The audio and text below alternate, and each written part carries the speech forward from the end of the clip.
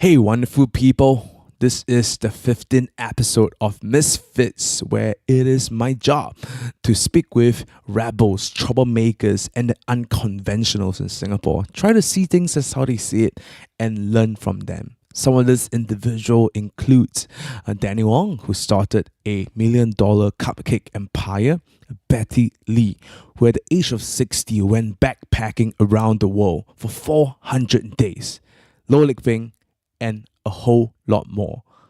A warning, this episode includes very strong language and some sexual content. So if you have kids around, I would advise listening another time.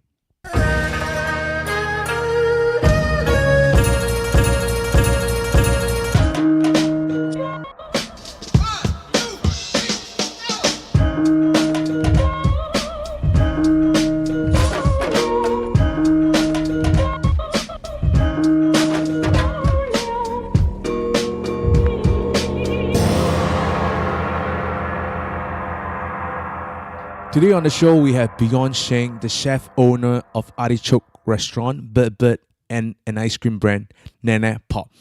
Their Instagram feed makes my stomach growl.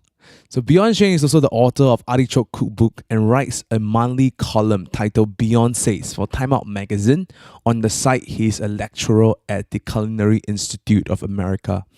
In this conversation, we spoke about the story of how Bjorn got robbed while working in the 7-Eleven store, advice on structuring rental agreement, how Bjorn lost $230,000 in 3 months with overdose, and why does Bjorn insist on taking his staff on overseas trips, and lots more. Without further ado, I hope you enjoy this conversation with Bjorn Sheng. I've been really wanting to speak to you for a while now because I think more than just being a chef, like you embody this whole new wave of value that the new generation of chef in Singapore. And as one of my chef friend best described it, it's like coming out of a Chinese slavery kitchen and embracing this new generation of how chef should be or come to be. And you also wrote a book. Let me stick it up right here. Artichoke. So for those of you who wants to get the book, don't buy it at any bookstores. You can go to the restaurant. Yeah, it comes straight to me. Yes. Buy it. So you wrote a book. You're a chef, but despite all of that, you also write a column in Time Out, and not even enough, you teach in CIA, which is the Culinary Institute. Culinary Institute of America. Yeah, not the other CIA. Yep. And now there's a new TV show, Brocation. Brocation, which is premiering at the moment every Wednesday night. Every Wednesday night, 9 p.m. Hey, 9 p.m. on the Kicks, channel 518, StarHub, and 391, I think. Singtel Meal. You'll find it. Yeah. So, whenever I have guests on the show, I always like to ask about their secret origin story. If you can paint a picture of your childhood, or take a step and try to describe it. Okay. Yeah. So, what? Right from the time I was a kid, or when you're growing up? As a well, kid. let's talk about what's relevant to where I am today. I was just a regular Singaporean kid growing up. When I was 3 years old, my mother asked me on my birthday, what do you want to be when you grow up? You know how parents do that. And I said, I want to be a snowman. And she just laughed and she said, okay, I'll try again next year. So she tried again on my 4th birthday and she said, Bjorn, what do you want to be when you grow up? And I said, Mommy, I want to be a rice cooker. Not the appliance. In my mind at the time, rice cooker was the person in the kitchen cooking rice. All right, so a rice cook. Yeah, I mean, or not just rice, but when you say cook rice, means just cook dinner. Oh. Or cook lunch or whatever. The person in the kitchen cooking. Uh-huh. So that's what I told her when I was 4. I want to be a rice cooker. And in my toddler mind at that time, it was I want to be a cook. Yeah. I want to be a chef. So it's one of those things. People who are doctors always say, "Oh, I had a calling." I think I can quite safely say I had a calling as well. What happened between 3 to 4 that made you change from snowman to a rice cooker? I was just stupid at 3 lah. Okay. So you're smarter. You get in I one was, year. I was 1 year smart. I was 25% smarter by 4. Uh-huh. 1 year smarter. Did mom try again on a 5? No, that was it. Okay, she was just happy with the answer. It was a reasonable answer. It was a reasonable answer. So she made me. My mom was never one of those cooks who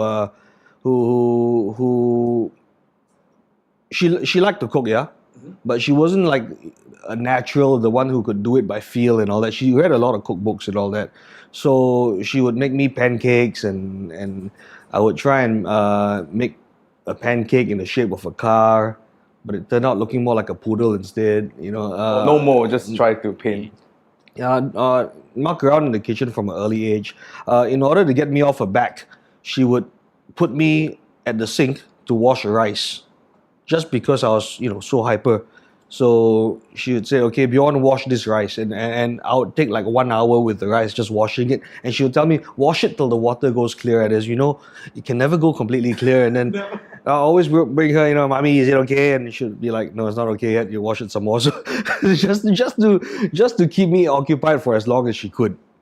So I'll be washing rice a lot. That's how it all started, Yeah, and mom didn't give you the pressure of any like Singaporean mom. Oh yeah. But she was happy with your answer. No, but she thought I was joking.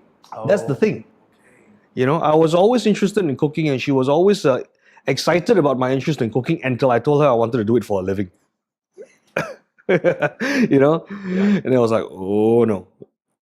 And if you can, like, is there any funny story of your younger self that sort of like reflected who you are today? Like just a story that sort of symbolized how you are today as beyond, like, 30, 20 years down the road. Funny story that symbolizes what I am today, yeah?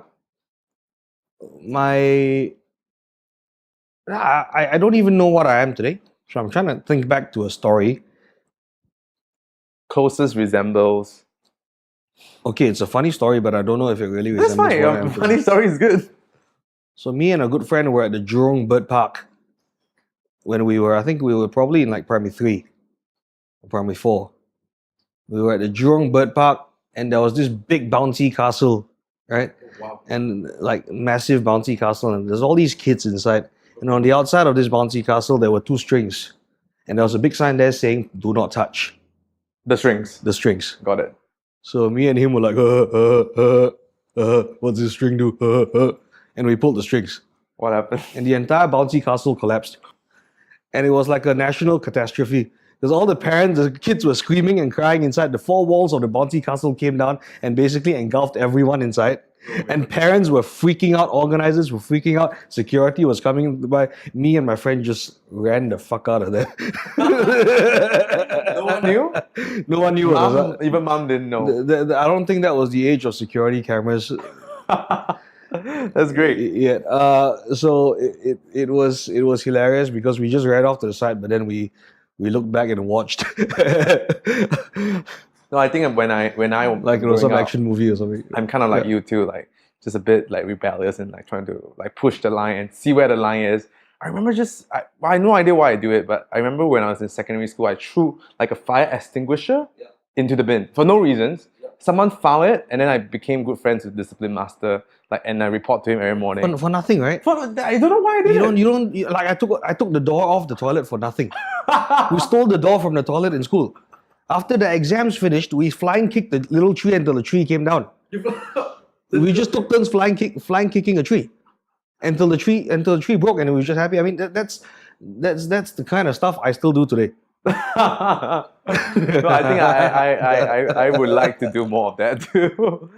No, those are childhood stories that you can remember for the rest of your life. And oh man, so many. So many. Okay. If you and talk fast about forward a little bit to 2006. Yep. You end up in 2006, okay. Brisbane. Was it 2006? Was it 2006? You're in university. Okay, well, maybe. Well, Brisbane. 2002. 2002? Sorry, 2006 you graduated. Yeah, and then you continued to... Probably. Right. So how how do you end up in a place with good sushi rolls and fake beaches? What happened there? So I I sucked at Chinese, so I couldn't study in Singapore. Oh. They give you 3 chances to pass your Chinese. I did my A levels in JC, and I had 3 chances to pass, and all you needed was like a D7. Yeah. I Just got memorizing I the whole got passage. F9 3 times. Oh my I wasn't even trying. Okay. As in, I wasn't trying to get F9. I was sincerely, genuinely trying to pass it. Okay. Because I wanted to go to school locally, but I could not pass it. I got F9 3 times. And so, like the rest of the times that you retook, do you retook only Chinese, or you take with the whole? No, you the just rest? take Chinese. You just Oh, take. and even then, it's Yeah, I was depressing because all my friends all passed it already, or most of my friends passed it. Now I was the only idiot there, still trying to pass it so that I could get to a local, university. But of course, I could not pass it, so I had to think about what I wanted to do. I completely bombed my A levels. I had horrible results in my A levels, and no good subjects, or I got CCB, which was not a good grade. My preliminaries, I got EFF. So yeah, that was horrible.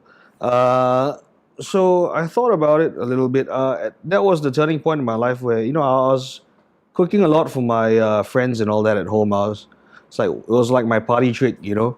I could cook. It was the thing that I impressed girls with back then. Does it work? No, they just ended up friend zoning me. I was the friend zone guy now.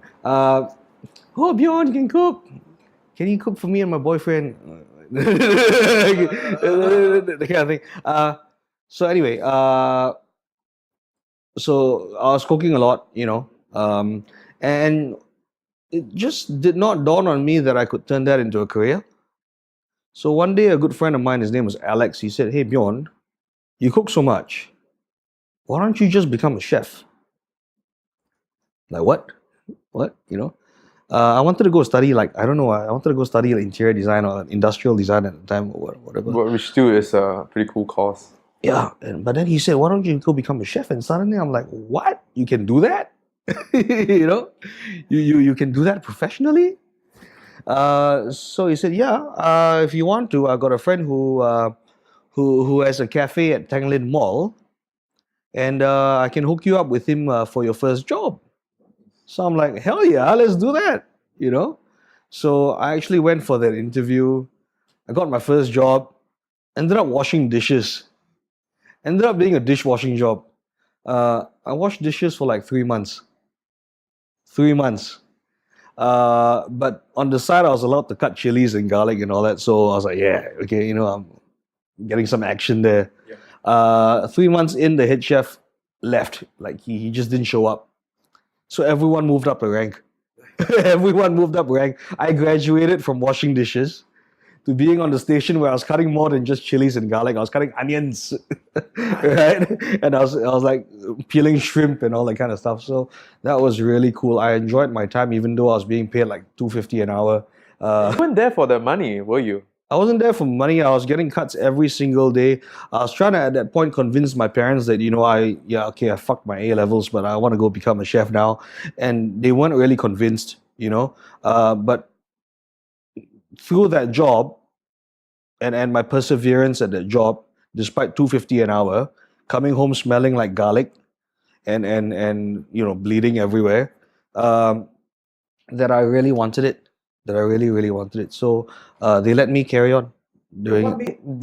What made you pull through that period? Because I don't think anyone enjoys washing dishes and getting paid $250 an hour. I actually kind of liked washing dishes. Yeah? As long as I was in the kitchen, I liked it. The moment I stepped in, I knew this was my environment, So that's how I ended up in the kitchen for the first time. And I just carried on that way. Of course, in order to fulfill my my parental obligations to my parents, I had to do the whole university thing. So I had to go to the University of Queensland. I had to go study hospitality because that was closely linked to being able to cook. So I went to Brisbane, and I studied in Brisbane, and I was working in cafes all the way through my education. I got my PR, Australian Permanent Residency, at some point. Oh, did you? And the moment I got it, I started studying part-time and working full-time. Right, because that was actually a legitimate career where you actually get paid a lot more than what you get paid in Singapore. Of course, I was working night shift at 7-Eleven.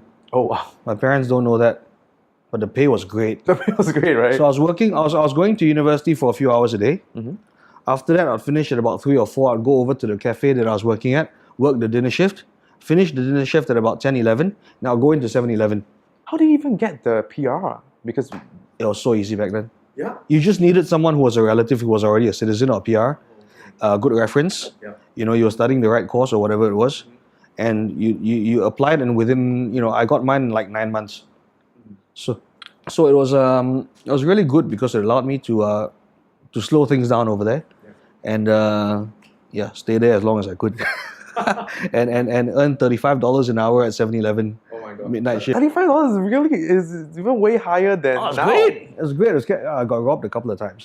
Did you? No way. Yeah, but I mean, the boss was On cool. gunpoint? No, with things like sticks and bats and all. But boss was cool. He said, "Look, if anyone comes in, we got insurance. So don't get yourself hurt. Just give. Whatever they want, just give. So drunk guys come in at night with a baseball bat. Yeah, cool. Just take whatever you want, man. What was it racist back then in Brisbane? Not so bad. Not so bad. Okay. Not so bad. Especially when you let people start taking whatever they want. They're cool. They give each other a high five after that. All right, man. Grab You know some what, cigarettes. what are you for me. doing in the CCTV camera? I saw you giving high five to that guy. Yeah. Yeah, and like what after? So you spent 4 years. 4 years. 7 years in Brisbane. 7 years in Brisbane. 7 years But in that's Brisbane. because of the masters, right? Then I went on and did a master's because so the thing is this. I had classmates who were like really studious, who studied really hard, did all their projects, did all their homework. I was like fucking off right after school, going to work in a cafe and working at 7-Eleven the whole night, sleeping on the chair at 7-Eleven, Good money. going home to shower, go straight back to uni the next day. So I was always sleeping in lectures. I was never the student at the front of the class or whatever. My attendance was horrible, and yet I graduated on the dean's list. It's like top 5% of the class or whatever. What happened there? Exactly, Were I you, don't- were you Asian? Is that what it is? Nah, it was next level Asian stuff. No, I don't know. I don't know what happened. So exactly, I did not know what happened. I was completely disturbed. I was curious. I felt bad for my other friends who were studying so hard, who did not even work part-time jobs and all that. Here I was with two jobs, and so I decided to do a master's and see if I could try it out again, and see if I could do it again, Okay. see if I could figure it out. But and mom definitely said yes, go for it. And she was like, "Yeah, all right, maybe you'll finally decide to do something smart, and stop cooking." So I decided to do a master's in marketing, and I wanted to test myself again whether or not I could accomplish what I did the last time. Whether it was a one-time fluke, whether I lucked out, or whether somehow someone got my grades wrong in the system and I got someone else's grade in the end.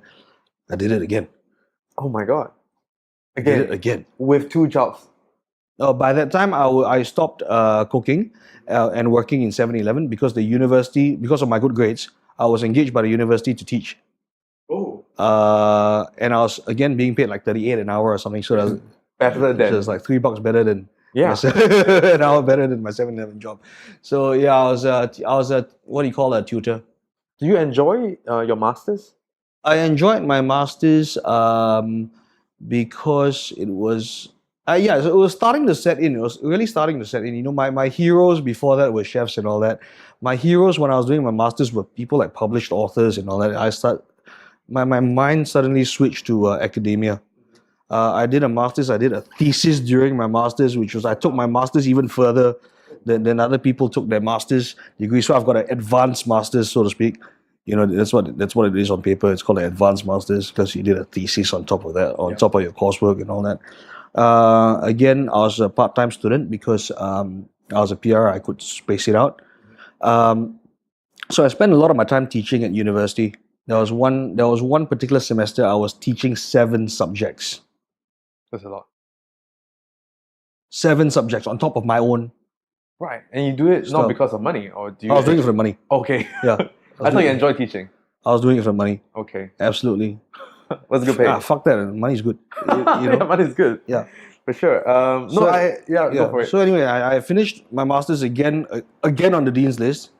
I was like, fuck this! I'm gonna do a PhD. Oh, Right? It's like kid found out he was Superman or something like that. He's just, yeah, you know. So I actually started discussing a PhD with Wait, so this time around, do you think it was still a fluke, or you were actually like convinced? no, I that- was kind of a little bit more convinced that there was something going on. okay. You know, other than that, there was, I don't know. My mind was just blown. I didn't understand how I did it. You know, I kind of thought that I figured out a way to like answer exam questions or write essays or whatever that no one else knew how. So I felt like I had this power which I didn't understand that I could just keep using over and over again. So I actually started discussing a PhD Okay. with my mentor at that time, who was my lecturer in my undergrad days and who was my boss, Is he Richard Robinson? Richard Robinson. No way. Okay. Yeah, I was wanting to ask who's this mysterious man? Yeah. He's your mentor and he's So a teacher. this bugger was my lecturer in my undergraduate days. He taught me a couple of subjects, food and beverage management being one of them. And that was the only class in my entire undergraduate days where I was actually switched on. You know, it was relevant to me. And this guy was an ex-executive chef before retiring from the F&B world to go and teach. He was getting his PhD at the time when he was teaching. So I looked up to him because here was a guy who reached the peak in one field and then moved over to teach at university. So I always looked up to him a lot. He eventually became my thesis supervisor during my master's, and he was the first one. So he was like the second one to approach me to teach subjects for him when I was doing my master's. So I ended up teaching the same course that I did for him in my undergraduate days. I ended up teaching for him while I was doing my master's. Yeah. Obviously, you must be good at the subjects. If not, he wouldn't be. Well, I mean, I was, I think, probably one of his top students in class for that particular subject, you know. Wow. I had that interest, so it was easy. So anyway, Richard Robinson, I started discussing a PhD topic with Richard Robinson, you know. And turning point came when Richard and I went out to cook in the countryside. Because he being an ex-superstar, was invited now and then to do gigs, you know, to go and cook again. So there was a time when we went down to Stanthorpe, which is like the wine producing region of Queensland. He was invited to this place called something Gully, Fern Gully or something. Anyway, I can't remember exactly the name of the estate, but he was invited down to a wine estate to cook dinner. And the moment I heard about it, I'm like, Richard, I'm coming with you. I'm going to assist you. I don't care. You know, you don't have to pay me. I'm just going to go there and help you because I missed being in the kitchen. Right. After having, come out of the kitchen for a while.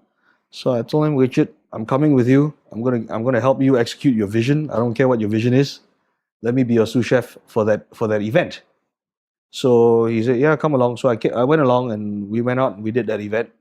And when we were there, suddenly that time that I got to reconnect with cooking and ingredients and all that kind of convinced me that I was moving a little bit too fast for my own good with the whole academia thing. That I still was young, that I still had, physical energy, that I still could go back to the kitchen and cook. So because back then, at that point, you are convinced that you're good at studying, and you could go on to eventually teach or. But then I thought about it after that,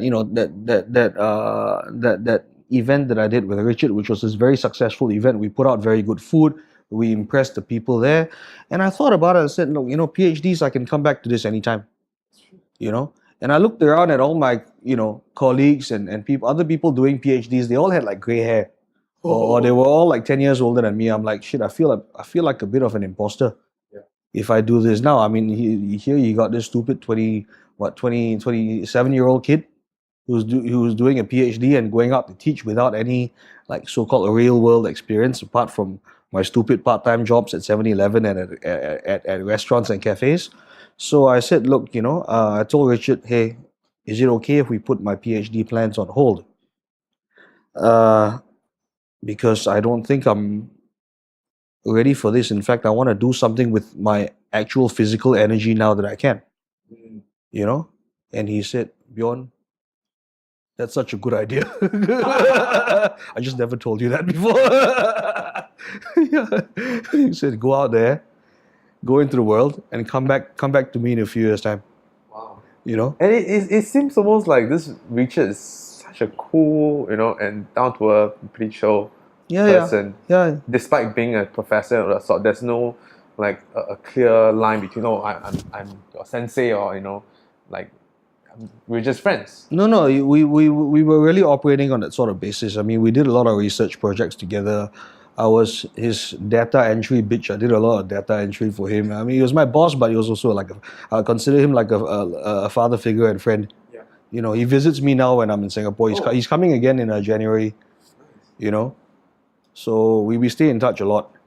So yeah, real cool guy, and he told me, Bjorn, go do your thing, and you can PhD can wait. Yeah. So before we move on to Artichoke, is there any other mentors or incidents that you attribute your success or the way how you see the world or your perspective to that moment in time, other than Richard? Wow. Richard being a very big one. My grandfather has always been a big support. My grandfather came from a very poor background, but he made his way up. He was the youngest son out of his own father's, I think, like 9 wives. 9 wives and the youngest. And he was the son of the last wife Okay. and the last one. So basically, he didn't get any love or whatever. That wife, I think, wasn't even legit. Oh. Yeah, it wasn't like official or whatever. Okay. So he didn't get anything from his father at all, except that he got to come to Singapore. He followed him on a boat to Singapore. So hey, sorry, no. No. My great grandfather came to Singapore and then had wives in Singapore. Oh, okay. So 9 wives in Singapore. My grandfather was born in Singapore. Oh, okay. Yeah, wives. Okay. Not necessarily official. Right. So my great grandfather, apparently, obviously I never met him, but I heard that he was some tycoon guy. Oh, okay. Some shipping tycoon and all that kind of stuff. So he had obviously access to like 9 wives, and he was a filthy rich motherfucker. And my grandfather didn't get a single thing because he was like the last illegitimate son or whatever. So my grandfather grew up poor with him and his mother. My grandfather grew up poor. He was selling things on the streets and all that.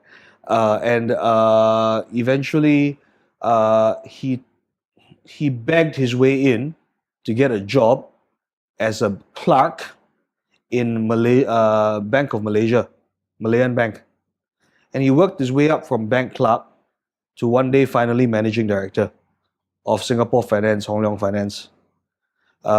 So he was one of those success stories in that sense, made his way from nothing. So I look up to him a lot for what he'd done, the sacrifices that he'd made along the way in being a good person. There were a lot of times where he was asked to do relatively unethical things. And we know who ended up doing those unethical things, and we know who now in Singapore has an empire because of the unethical things that they've done. Obviously, if he had been the one to take up those unethical jobs and all that, I might not even need to work right now. But I'm glad that he stuck to his principles, that he had his integrity, that he did the right thing, and And he shares about it openly with the family or just you? I heard about this through my dad, So, of course, my grandfather is modest with his own accomplishments. But I think everyone knows what a revered man he is. I used to walk down with him down Shenton Way and people would stop and greet him. When I was a kid, I was impressed, like, who's my grandfather, man? Gotcha. Yeah. So what bring you back to Singapore after that whole, I want to cook, maybe because firstly you get paid way more for sure in Brisbane or in Australia. Yeah. Why come back? I was living the white picket fence lifestyle. Okay. Nice house, car, dog, everything, you know. And I just felt like it was too stable. I felt too comfortable. I felt like life shouldn't be this easy. Like I lucked out with where I was, and this was all a fluke, and I don't deserve this and all that. I felt like I needed to throw myself back into some kind of turmoil before I can say that I've actually lived life. So what better way to throw yourself into turmoil than to come back to Singapore and open a restaurant? Right. So all the money that I saved from working at 7-Eleven and all that, I mean, it was still not enough, but it was a good head start. I took a loan from my grandfather. I took a loan from my grandfather for the balance and all that. He believed in me, you know, and he said to me very upfront, said, Bjorn, I'm going to give you this money. Okay. All right. If you can return it to me, good, because I want you to return it to me. But if you're not going to return it to me and you fuck up, when I die, I'm going to give you money anyway. All right. When I die, you're going to get something anyway. And why don't you just take this, that, you know, this is your money you're going to get when I die. I'm like, yes. Is he the first person you went to ask for a loan? Yeah, I was close. I mean, he's the person I'm closest to, you know. I spent my childhood living with him, you know. So you got this money. How much was it when you first started? The first version when of I Artichoke? eventually pulled everything together, it was 250,000. That's a lot. 250,000 is a laughable amount to open a restaurant. Okay. And you ask anyone out there how much 250,000 buys you, nothing. Because not only do you have to put money into renovations, equipment, furniture, deposits, legal fees, applications, everything like that, you need money in the bank. You cannot just open with zero money in the bank. You got to lose money for the first few All right. months. So let's talk yeah. about that. Well, I guess maybe for younger chef these days, what equipment will you not buy secondhand? I would never buy a fridge secondhand. I would never buy a stove secondhand. Never buy a fryer. I would never buy secondhand. Let's just put it this way. I'll never buy secondhand unless it was a toaster. If it's anything that's crucial, so you got like one fryer in the whole restaurant, you're not going to buy a secondhand one, Got it. you know? How much financial leeway should one prepare for in terms of time? Yes? Uh, Okay. yeah. Good. No, I would love to answer you by saying 6 months worth of fixed expenses. So you add your rent together with your salaries, things that don't change even in a bad month of sales. Multiply that by 6. Yeah. It gives you 6 months to turn shit around when shit starts to go bad. Gotcha. You know, so if in the first month you feel like this is not working, you've got another 5 months to quickly do something to make it work before you have to close at the end of 6 months. Did you have that with 250K? No, I did not. I had about 4 months. Yeah, 4 months. I had about 4 months worth of fixed expenses to burn through before I was bankrupt, and my entire 250,000 was gone. Okay. Right? And even with the 250,000, I wasn't able to buy brand new stuff. In fact, all my stuff was secondhand. Exactly what I'm telling you not to do now. But furnitures are okay. Furniture is okay. I was driving the Salvation Army in a car that I bought. I didn't even have a car. I borrowed my grandmother's car. Right? I paid her a few $100s a month. Okay. And I borrowed a car for the whole duration. And I was driving down in a little small ass Honda Jazz back and forth to Salvation Army, buying $5 chairs for the restaurant. I was buying $1 plates and $5 chairs. I was buying second-hand equipment because I couldn't afford first-hand equipment on that tiny budget. And yeah, we put the restaurant together on a shoestring budget. Wow. So you came back with an idea to open the restaurant, and now you gathered some money. So let's now talk about gathering the Avengers. Who were the first few people you caught, and how was that? Gathering the first bunch of people to help. Okay, it was difficult because coming back to Singapore, I had lived away from Singapore for the last 7 years. So I didn't have networks. I had chef friends in Australia. I did not have chef friends in Singapore. I didn't have anyone to call upon for help, or how do I even recruit my first employee, So it was lucky because obviously I didn't have time to waste. I actually got a part-time job in Singapore while I was looking for a space to rent. Oh. So I was flipping eggs at a cafe. Okay. on weekdays and weekends even, and having to run out to go and view a property or whatever for a good 6 months. Oh wow. You know, um, so I made a few friends there. From there, I made friends from their friends and all that. And there was one point when I was in Australia, I came back to Singapore. I interned at this culinary school called Sunrise.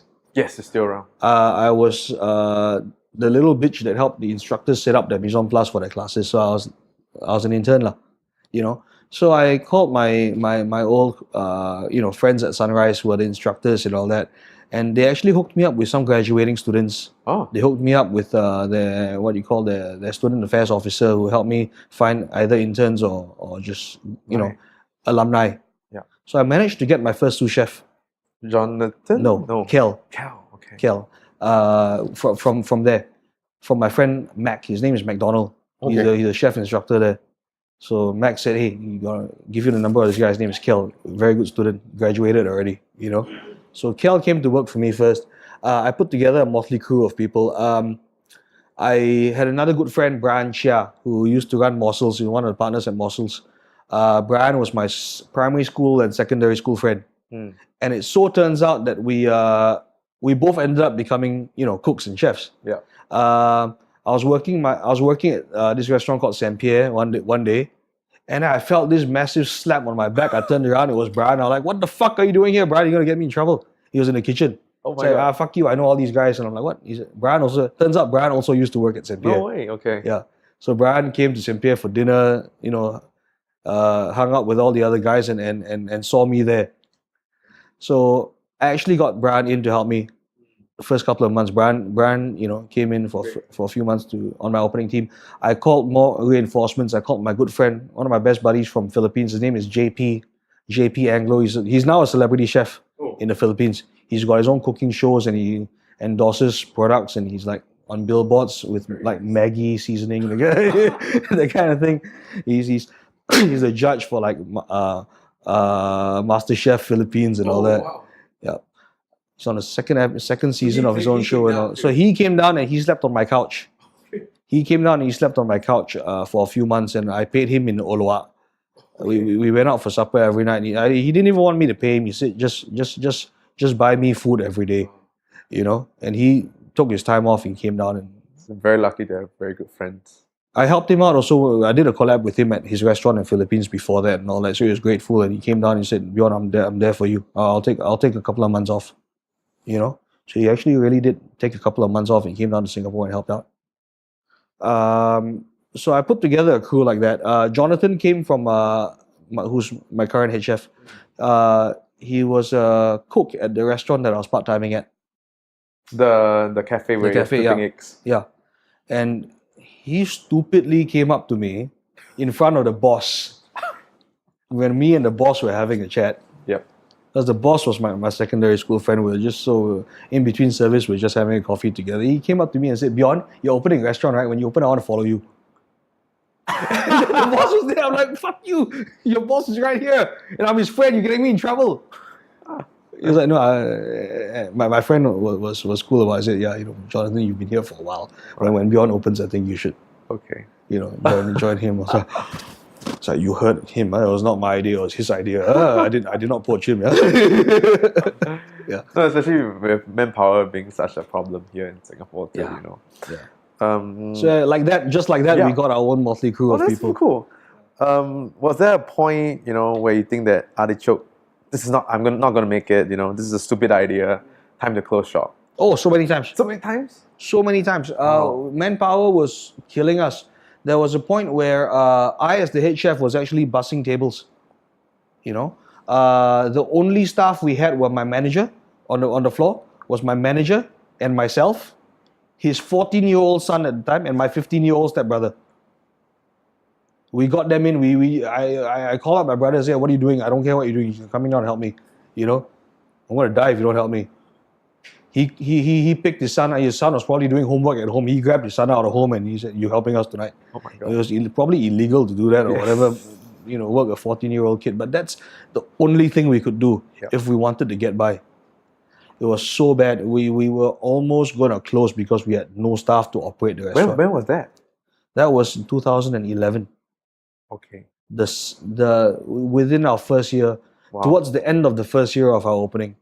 But that was a good problem because then you have there's a lot of people, there's demand. Now there's not enough supply. I mean, we were busy. Okay. We were busy.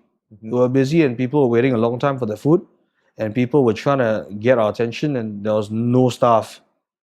So I don't know what happened to turn things around, but we left it for a while, and we completely burned ourselves out, and finally we managed to get our first quota to hire someone from abroad.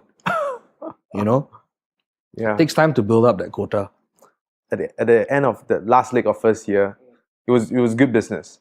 What were the few bricks, that you had that lifted Artichoke off ground zero? 3 words: Wong Ah Yok. Who's that? Straits Times Food, right? Food. One of the most senior guys in the Oh, Straits okay. Times Food writing. You know, him along with Tan Shui Yun, the two big shots. You know, Wong Ayuk came in our 4th month and gave us a very good glowing review. Like we knew he came in because we recognized him, but we didn't freak out. We just kept our cool and we pretended like we didn't know we didn't know who he was, and we just gave him good service and good food and all that. But we were freaking the fuck out in the kitchen, you know. So we cooked our asses off. We gave him what we thought was a good meal, and the next day we got a call from his office, from someone from an intern in his office saying that our boss Wong Ayuk ate at your restaurant last night. He liked it. He wants to write about it. Can you give us photos? Or can we send a photographer down?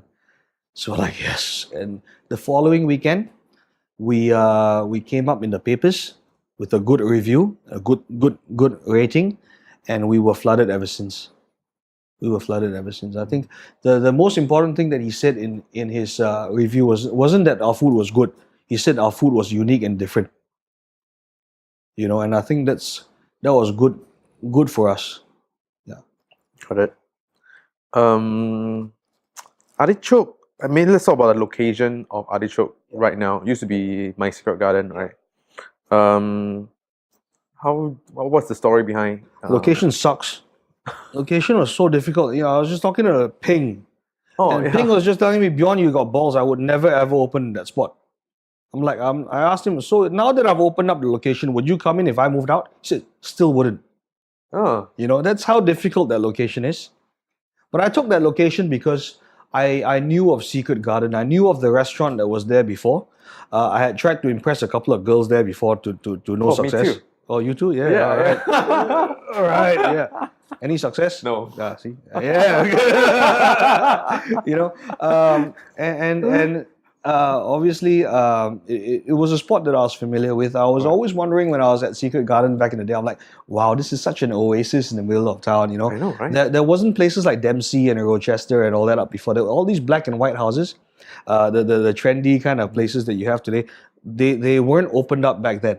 Yeah. So this was like the first restaurant that I saw that was not in like a shopping mall or in a shop house or whatever. This was an institution by itself in the middle of the city with 2 secret entrances and that kind of stuff. So a courtyard, cobblestone courtyard, Yeah.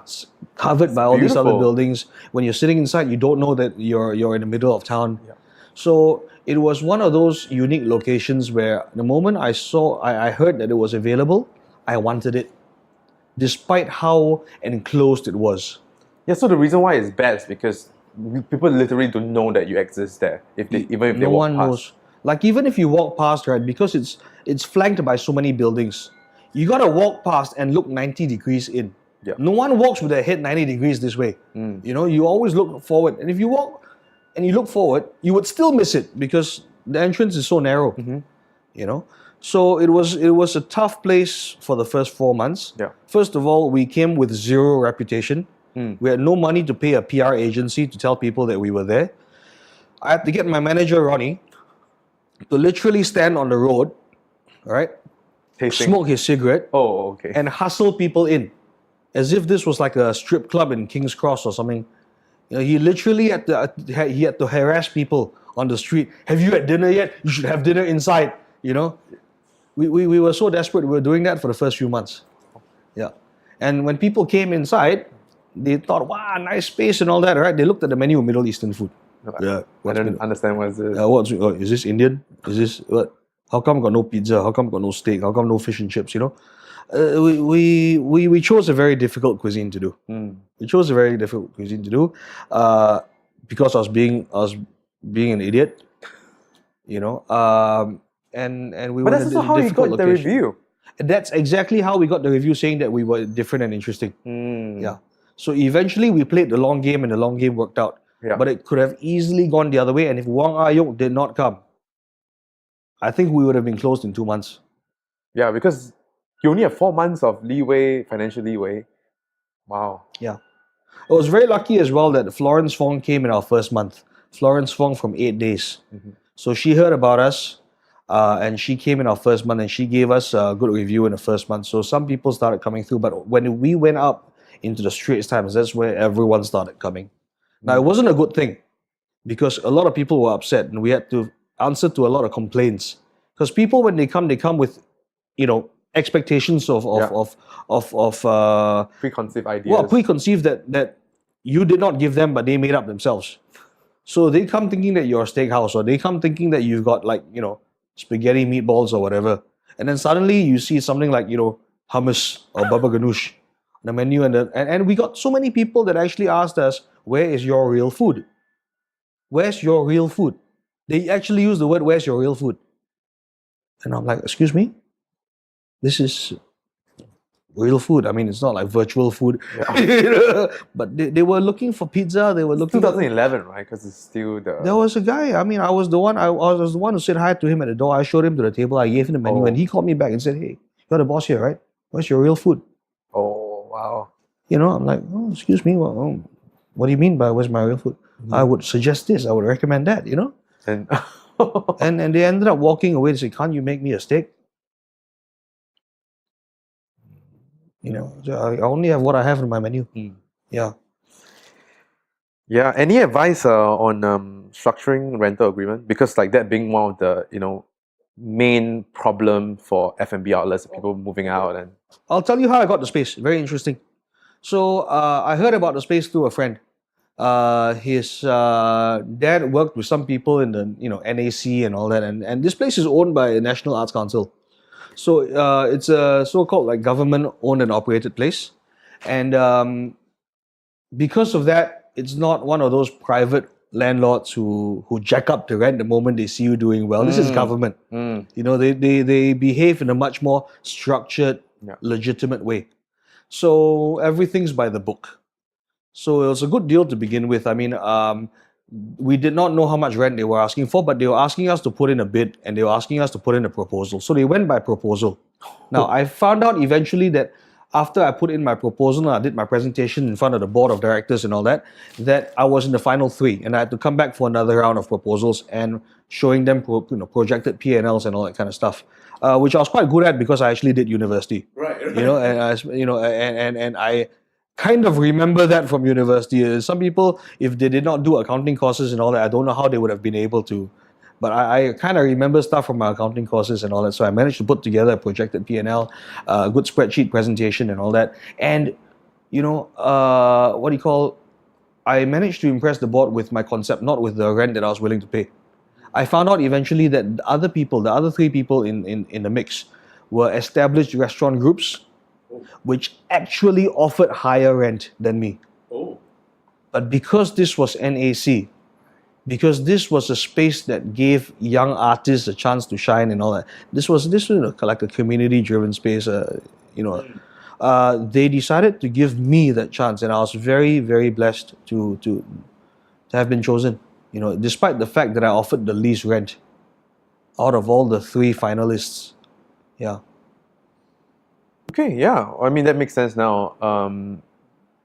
But on that note of just like structuring rental agreement for other, like young chefs, is it, are there any, advice you would give them? I hate paying GTO, which is percentage of sales, because what it means is that the harder you work, the more rent you pay. So it becomes a bit demoralizing at some point. Yeah. Because if you, you work so hard and then you give away 20% in rent, what's the point, right? There's no silver lining. Silver lining is when you have a flat rent, you work hard, you exceed that rent, you break even, and then everything that you make on top of that, it becomes icing on the cake. If you pay a percentage in a rent, then there's no icing on the cake. Right. So look out for the GTO thing And GTO happens so often these days, especially if you want to go Oh. anywhere high traffic in a shopping mall or in a new development or what. You always forced to pay a flat fee plus a GTO. Either that or a GTO with a minimum guarantee. Is there any bargaining chip that you use in terms of negotiating rent then? If you're trying to avoid GTO? If you're a first time business owner, you have no bargaining chips. Wow. I tell you what is a really shitty thing that happens to people. Landlords get them in at a very cheap rate, but they tell them things like, we need you to invest at least $500,000 in renovation. I won't say the name of this developer, but they say that we need you to invest at least 300,000 or 500,000 on your renovation if we're going to give you rent at this cheap rate. All right. What they're doing is they're suckering them in first. Because you always think about it like, oh, okay, I'm spending so much. It's more than I plan to spend on renovations, but the rent is so cheap I can eventually kind of like offset that against the rent that I'm saving. They make you spend so much. When you spend so much, you don't want to move, right? That's true. Because you sunk it into renovations. When you move, you cannot take your renovation with you. At the end of the first part of their lease, they increase their rent by 2 to 3 times. And these guys are stuck. Will you be able to like put a cap on rent increase in I contract? always try. Right, like a 10-20%. Yes. So with my agreement with NAC was that you can increase my rent every time that our lease ends. You can increase it by 10% max, and they've always agreed to that 10%. Wow. I've had other situations where the landlord is not willing to budge and they want to subject it to market rate. And when they say market rate, it could be 2 times, it could be 3 times, it could be 4 times. Yeah. Imagine your rent goes up from 10,000 to 40,000. So I've heard people's rent go up from 9,000 to 27,000 overnight. 3 times. How do you do business? How do you survive? Yeah, especially when you already invested like renovations and And if they force you to move out, then you lose all the money that you sunk into your renovations, which is why the trick is there. They ask you to sink that much so that your heart is attached to the place, that when they increase it by 2 times, you still need to stay there. You know? so this I'm gonna take a left turn here. If you were to strip down artichoke to the bare minimum, what are the few factors that make artichoke tick? What are the few factors that make artichoke tick? Yeah. We were the first in Singapore to be relatively anti-restaurant. You know what's a dive bar? It's a bar which is a bit deviant, where people are probably snorting coke in the toilet, people are having sex in the back alley, Right. that kind of Which shit. you won't see in Singapore, but yes, I know. You probably see that. You Oh, have a few of maybe. those. Okay. So we were the first restaurant to do that same kind of thing with the restaurant. Well, meaning that we did not have anything fine. We did not have anything refined. We played music that was way too loud for a restaurant at that time. I mean, a lot of people are doing that now, but I think we were the first to just piss people off that way. We knew who we wanted to be, even at the sacrifice of certain customers, and we stuck by it. We did not offer people things that they wanted. We offered them what we wanted. Like, we've never had truffle fries on the menu at Artichoke. We never have, never will. It's different with Bird. Bird's a more commercially driven business, so Yep. I have things like that. But with Artichoke, which is my flagship, Yep. fuck no. No truffle fries, no. Like, if people ask for pizza, fuck it, no pizza. If people ask for pancakes, fuck it, no pancakes. Eggs Ben, fuck you, no eggs Ben. We do whatever we want to do. Because we are self-assured, because we're confident, because we're fucking arrogant. I think you need a bit of arrogance. Chefs need arrogance. I will put it out there. Chefs need arrogance. Businesses that want to build a brand need arrogance. You are not doing your job right if you don't piss people off. Because the moment you piss people off, it means that you're creating some sort of an emotion. It means that you're creating some sort of drama. It means that you're getting people's attention. And for everyone trust me, for every person that I piss off, there's another 2 people that like it, or at least 1 person that likes it. And I don't need the whole fucking Singapore to come to my restaurant. I just need those people that like it to come. And I love pissing people off. I just love pissing people. Yeah. I think George, who previously was on the interview, Yeah. also is quite Dude, yeah. that the same Same thing thing. with Facebook and like, oh, okay. Yeah. So that's what makes Artichoke different. The fact that we were never there to please everyone. We knew that we were not there to please everyone, and we never went out there trying to please everyone. Yeah. Do you think that, like if Artichoke were to be open now, like today, would it be a fluke or it would be a luck that it succeed? Or because now with so many hipster restaurant, which you don't like that name, I know. No, it's okay. It's all right with. It's all right with, yeah. Yeah. What do you think? No, we would suck today. We were so lucky. I can tell you, Artichoke again is another fluke. Yeah, we opened at the right time. If we opened 3 years later, we would not be successful. We opened at the right time because we were the first of our kind to do this kind of thing. So people remember us for that. We already had that what you call pioneer advantage. But apart from that, we do good food. But so many people do good food. So you can't say that a restaurant succeeds because they do good food. A restaurant succeeds because they do good food and they have something interesting going on. And we were the first to claim that aspect of being interesting. We were also, along with some other restaurants like Disgruntled Chef and Cocotte, the first in Singapore to do non-Asian cuisine, which was in a communal format. Everyone else was doing, individual main courses and appetizers before that. But Disgruntled Chef came along first, followed by Cocotte, followed by Artichoke, and we all shared this same thing. And we were all looking at each other because we knew that we were doing the same thing, which was communal style, non-Asian food. Yeah. Since we're on the topic of being anti-fine dining, anti-restaurants, what experience have shaped your decision or solidified your stance in taking that saying like, oh, I'm not chasing the stars anymore. This is not me. No, it's been like that ever since day one.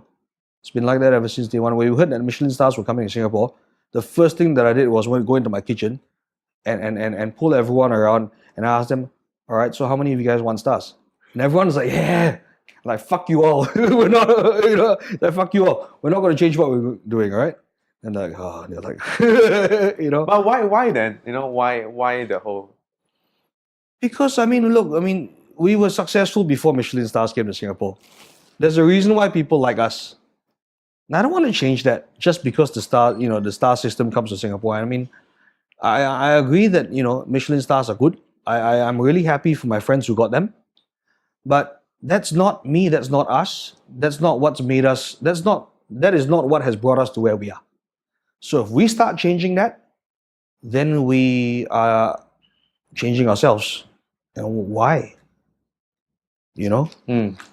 So the first thing I said to the guys was, look, don't even try. Don't even try. I told them we will not get a star. There's no way we're going to get a star because we're not the kind of place. We're, no matter what they say about food quality being the only thing, trust me, that's not the case. Inspectors still look for things like comfort level and general level of service and but it's still attention. Like hawkers. That's lip service. Right. Sorry, it's bullshit. It's lip service. Okay, that's a token award. Or maybe it could be marketing. It's complete. It's marketing stunt. Yeah. Moving on to hiring, I think you put up importance in terms of placing people who work around you. What inspires you to take up the stance? What inspired me to take up the stance? Just putting importance in people, in your staff, in your chef. Well, I think okay. A lot of people open restaurants and have never worked in restaurants, right? I'm glad that I opened a restaurant but had worked in restaurants before. So I understand how these guys feel. I understand what it's like to be taking out trash at the end of the night, at midnight, I understand what it's like towards the end of the month when you have a bit less money and you're waiting for your paycheck and all that kind of stuff. So I understand what it's like to pick up a piece of paper on the table that's got like snot with your bare hands, done all that before. So I know the importance of that kind of leadership from the front. I've also worked in places where there's no respect for the owner because the owner just tells the staff to do things that the owner, he himself or her herself, is not willing to do or has never done before. So I felt like I needed to be a hands-on boss. And I was very, very hands-on for the first 4 years at Artichoke while I was the active head chef. I would be there the same hours as everyone else. It was 11 months before I took a day off. 11 months. My first night off was for the wedding of Yuan Ui from Privé Group. It was my first night off ever after 11 months of opening the business. Before that, I got sick, everything. I was at work every day, you know. And even when I was on my night off, I was calling back every hour to find out how things were going. So it's important that you make your staff know that you're on board with them. It's important that you reward them well and motivate them and incentivize them, because it's hard to find staff in the industry in this day and age. And it's easier to keep staff than to find new staff. So we have a lot of career development programs. I mean, my wife works with me on career development for them, career pathing and all that. It's very important that they know where they're going, what they can look forward to, where we as a company are going. I'm going to dive in a little bit into hiring here. How have you attracted talents? We have never advertised in the papers. We've never advertised on a job portal online, because we believe that the best people to want to work for us are the ones that know where they want to work and approach us straight. So even in times when we are short-staffed, we never advertise on these places. We just wait for people to come to us. Word of mouth is important. We blast on our own social media platforms just to let people know that we are hiring, and we let people take it from there. I don't want to hire anyone who's never heard of us. I don't want to hire anyone who's never eaten at our restaurant. I don't want to hire anyone that hasn't checked out our website first, you know? And that's the kind of people that you might get if you blast it on the classifieds, you know? I'm not saying they're not good, but I feel like we are a very tight team. We need people who are as interested as us. So it's good when people come through. And are you still doing it now? We still do it. You know, we have a wait list. Oh, is there? We have a wait list for people, and people actually wait on the wait list. And people actually at the end of maybe 2 years on the wait list, they finally get a job.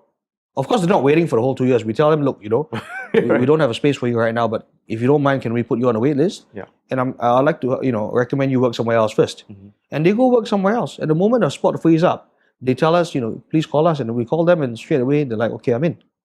You know. How's your hiring processes look like? Is it just based on just come do 2 weeks stage, or?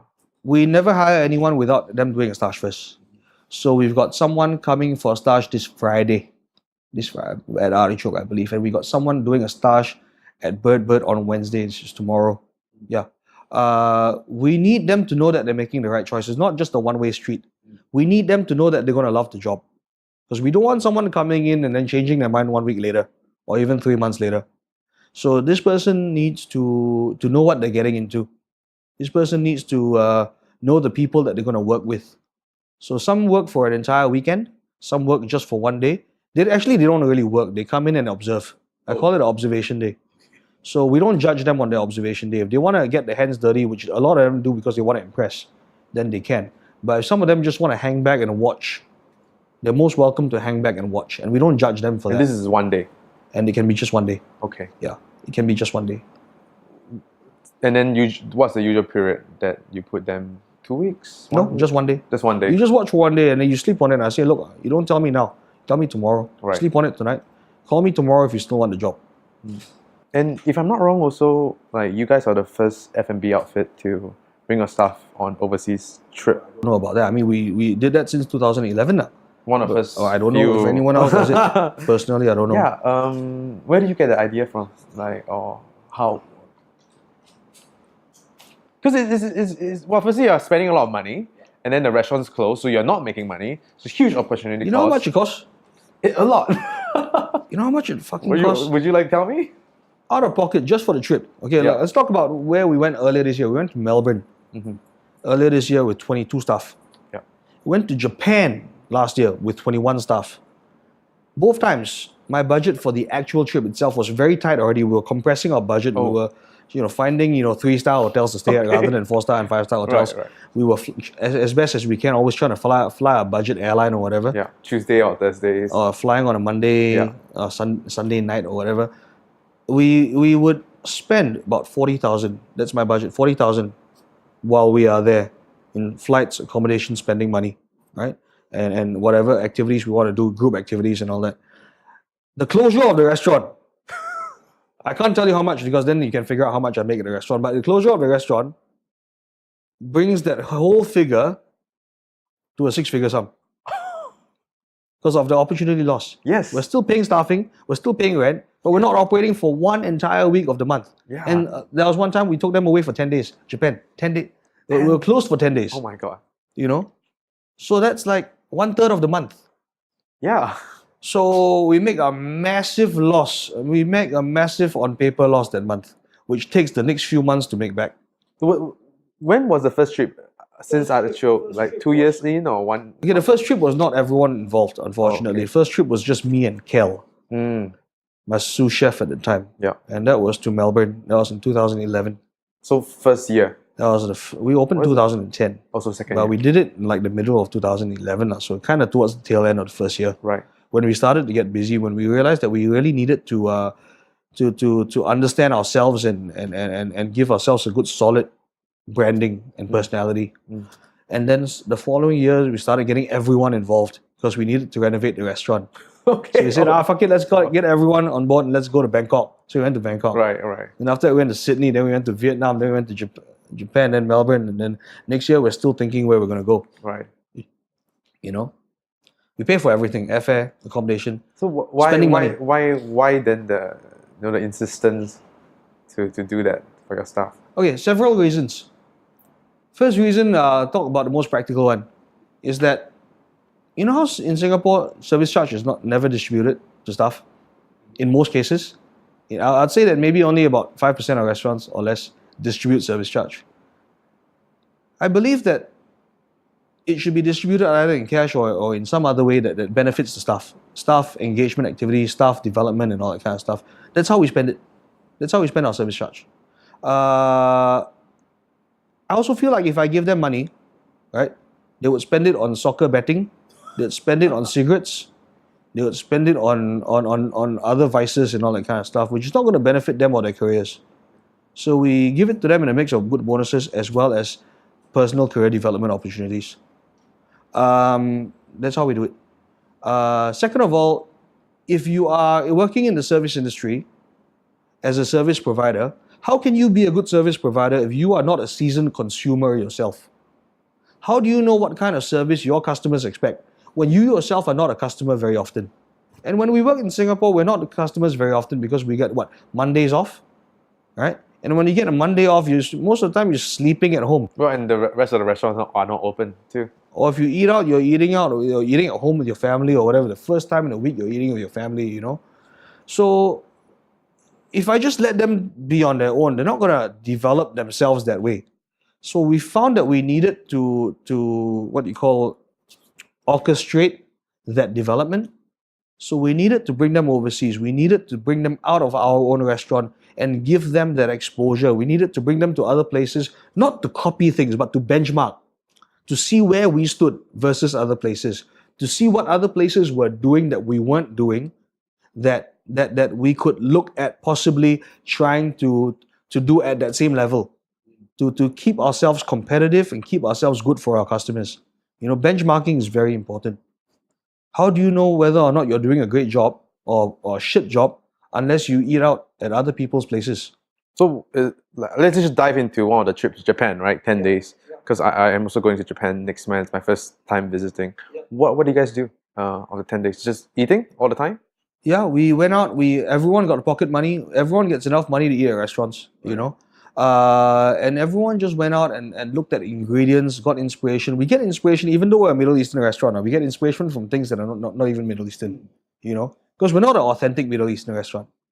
So everyone just went out and we were in Kyoto, and of course they had, you know, JR passes where they could go to Osaka and Kobe. So do you guys go together? Or No, we can't go together so because you just like put them at the place and give them pocket money. Here are some interesting places. yeah, and of course they can group up and go right. together if they want to, or they can go themselves or what. So That's very interesting. it's free and easy, Okay. but they must share with me beforehand where they plan to go. And they must show me pictures of where they go. Okay. And we must sit down after that and discuss where they went Right. and what they learned. Ah. When we went to Melbourne earlier this year, Right. we gave them all report cards to fill up, Okay. which they had to fill up at night when they got back to the apartment. Oh. You know, so they and in Melbourne, I made it even more structured. They had to suggest to me their itineraries even before they went, so that I know how much pocket money to give them. Right. So, like all the front of house guys decided to go to cafes. They hit up the cafe scene there, look at the beverages that people were doing, look at the coffees that people were doing, look at the way that people were managing queue systems and managing questions and all that kind of, tough questions from customers and all that. So they decided to hit up all these very large, busy, crowded cafes. And all the chefs from the kitchen decided to hit up with the more fancy restaurants and a few cafes, Okay. and some kebab joints, Okay. So they would propose to me beforehand where they're going to go.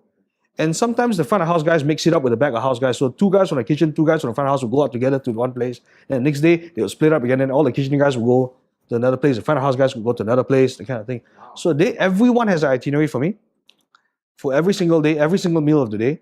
And I would okay the thing.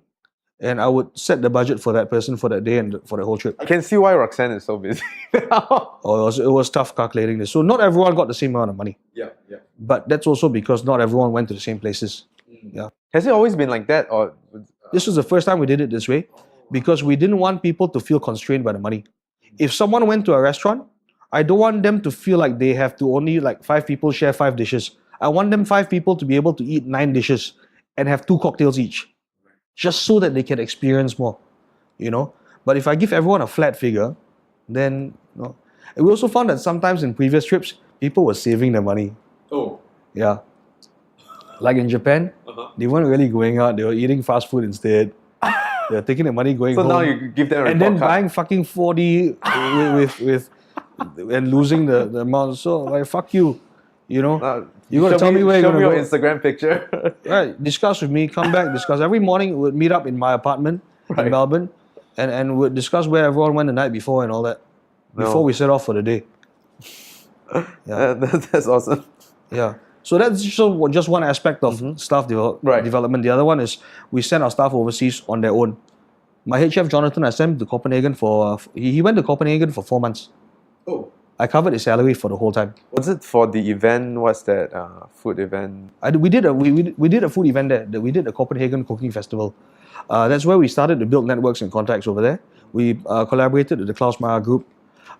He made a few friends there and he got some emails and all that. So eventually he went back a second time and I supported him on this one. I said, look, I'm going to pay your salary while you're there. And he actually went and staged at a restaurant called Studio, which is under the Klaus Meyer group for that duration.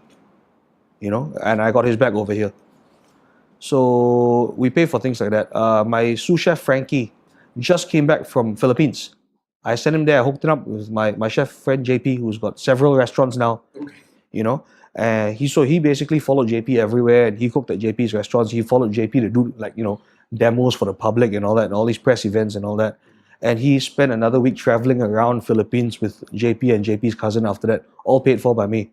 Just so that he can expose himself to more food experiences.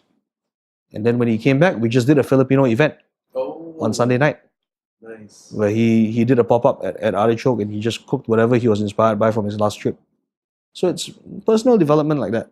No, and also you invest a lot of time and money for them to grow. It makes me almost unprofitable. What do they enjoy? Of course they enjoy it. Of course they enjoy it. And they work hard, so they deserve it. How do you view the life cycle of a chef? So life cycle meaning are you talking about how will we still be relevant in a few years or Yeah. Okay. And also plus personal development and to make things interesting to let you not be jaded. Burnout is part of it. You got to expect burnout a few times a year. I burn out at least 2 times a year. One of the things that you have to invest in yourself when you burn out is you need to be able to take time off and get away. I need at least 1 solo trip every year to untangle the knots in my head. I just managed to do that with my Japan trip a couple of months back. Immediately after my filming in Hong Kong, I managed to get about 5 days to myself in Japan after that. It's not long enough, to be honest, but it helps you when you start to get away and break away from your daily thing. That's when you start to really zen out, and things, it gives you time to reflect and contemplate. I know it sounds really like fucking PhD shit right now, but no, it's true. When you burn out, and you will as a chef, you really need that mind off time. If not, you'll go crazy. If not, you'll leave the industry. Yeah, you will. So expect burnout. Expect to have to get away. Expect to have to spend money to get away. Or you can do it in Singapore, but the problem is you got your Phone and phone and people calling you Yeah. and suppliers calling you all the time. You're never really gonna get away. Yeah. Yeah. So that's important. If not, your life cycle is very short. A lot of people I know start leaving the industry the moment they get married, and that's tough because we lose a lot of good people. We lose a lot of good people. how do you even get in a relationship? Working 6 days a week, because that's also Your partner can understand before you're married, but after you're married, it's tough. And I've seen a lot of marriages break down even because of this. So it's an industry I understand why my parents were not happy about me getting into. I understand. It's rough. It's rough. Yeah. So how should one plan for their, say, like 10 years, other than taking trips every year, to recover. Refresh your mind. Refresh your mind. Work for a good employer. Don't work for someone who's exploiting you. Don't work for someone who just wants you to don't work for someone who doesn't have career plans for you, or who doesn't care about your future. You can work for them lah, but move on after a couple of years lah. Take whatever you can from them, move on after a couple of years. If you're gonna commit to someone, then commit to someone who has plans for you and who's genuine lah. Now, a lot of those plans, I feel bad because some of my plans that I had for my guys couldn't work out. Because there's always this thing called finances. Yeah. If finances are not good, you can't do things for people that you want to do for them, no matter how bad you want to do it for them. But at least work for someone who's got the genuine intentions. Work for someone who's willing to give you exposure and time and opportunity to expand your own horizons. So this question is mainly from me, because I see that in Singapore we have this sort of addiction to growth. We always want to climb the ladder, be it wherever you are. Is it true though for a chef that how should he or she view his career as, after 5 years I need to be head chef, or Where did you hear this from? Because it's really true. yeah, no. Someone else tell you this? I have many chef friends. Yeah, well, that. It's tough because you see, back in the day, if you talk about, let's say, 20 years ago, if you were a chef, right? Yeah. You would work for 10 years before getting promoted, or it's hard in the old days. In the days of like hotel kitchens and all that, you could be working in the same hotel and not hit a management rank for the first 15 years. But no one has 15 years to spend right now. No one has 15 years to wait. Everyone learns things on YouTube nowadays. You don't have to like work your ass off and carry someone's balls for 15 years just for them to teach you their secrets anymore. You can buy books, you can watch TV, you can watch YouTube. This is the knowledge economy. This is the generation of knowledge. You don't have to wait so long anymore. You don't have to, as a sushi chef. I mean, there's a sushi school now that can teach you how to do stuff in 2 months. Yeah. You don't have to like wash rice for like 5 years. All right, like zero. Yeah, before you Like, can touch the fish. Just the seaweed, do it for 1 year before you can move on to rice. And you don't have to put up with the old school French brigade style of cooking, where you get pots and pans thrown at you and you get stabbed and all that when you do something wrong. And I've seen that myself and gone through that myself. Young people don't put up with this shit anymore, and they don't wait anymore. So that's tough. That's very tough, because opportunities don't come like that. I mean, it's very difficult. It's very difficult balancing the stability that a business owner needs versus the aspirations of young people, which is why a lot of young people have left. You know, but the way I have to do it as a boss is that if they leave, I have to make sure that they go to another place that's good as well.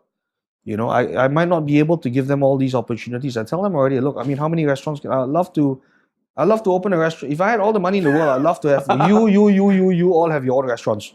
Yeah. I would fund it. Yeah. But unfortunately, I don't. You know, I still drive a fucking delivery van. You know, I don't myself. You know, so unfortunately, some of you might have to move on from me before you get your own big break. Your big break may or most likely may not come from me. You know, but use me as a stepping stone, lah. I'll be honest about it. Use me as a stepping stone, and if you do well with me, I will make sure that your next job is good as well.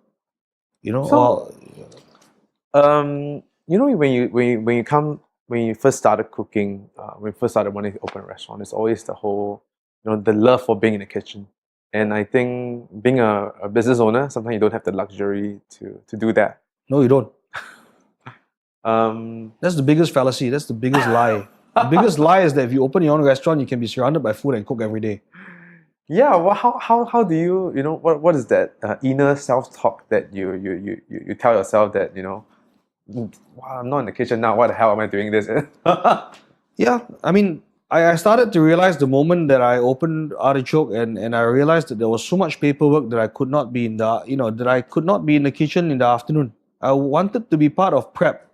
But every 3 minutes when I was doing something, my phone would ring or someone would come in looking for me. And in the end, I became very ineffective and unproductive because the same task, if I was cutting a vegetable, would be stretched out across 3 hours when someone else in my team could have done it in 20 minutes. You know, because I was being pulled in multiple directions. You know, I can't even go to the fucking toilet. You know, I cannot walk to the toilet without being stopped by 3 people. That's how bad it was. That's why you burn out. That's why you just fucking... you know how many phones I broke? How many phones I threw onto the roof or smashed on the floor or whatever? You know, when you're peeing, your phone is vibrating in your pocket. You're standing there peeing and it's going... You just want to take out your phone and throw it in the urinal and piss on it, you know? And there's always a fire to put out. Someone's unhappy, someone wants to leave, someone wants to quit, someone wants to kill someone else, you know? The people part is so fucking difficult, I tell you. Just, you know, like getting them to love you is not difficult, but getting them to love each other is fucking hard. Especially when 2 people leave, right? Now, I've had this before. 2 people, fucking good people. I love them, they love me, but they fucking hate each other. And they both leave. Oh no. At the same time, they both throw in the towel at the same time because they can't get along with each other. I'm like, what the fuck? Right. You know? I mean, it's the same thing with it's the flip side of the arrogance. What's the flip side of arrogance? Then, you know, people might not get along. Yeah. No, managing people is the hardest aspect of this job that you will not be prepared for. You can never prepare yourself for. You just have to fucking deal with. And, well, like, is there any valuable lessons for someone about people management? I don't even know if I don't think I've mastered it.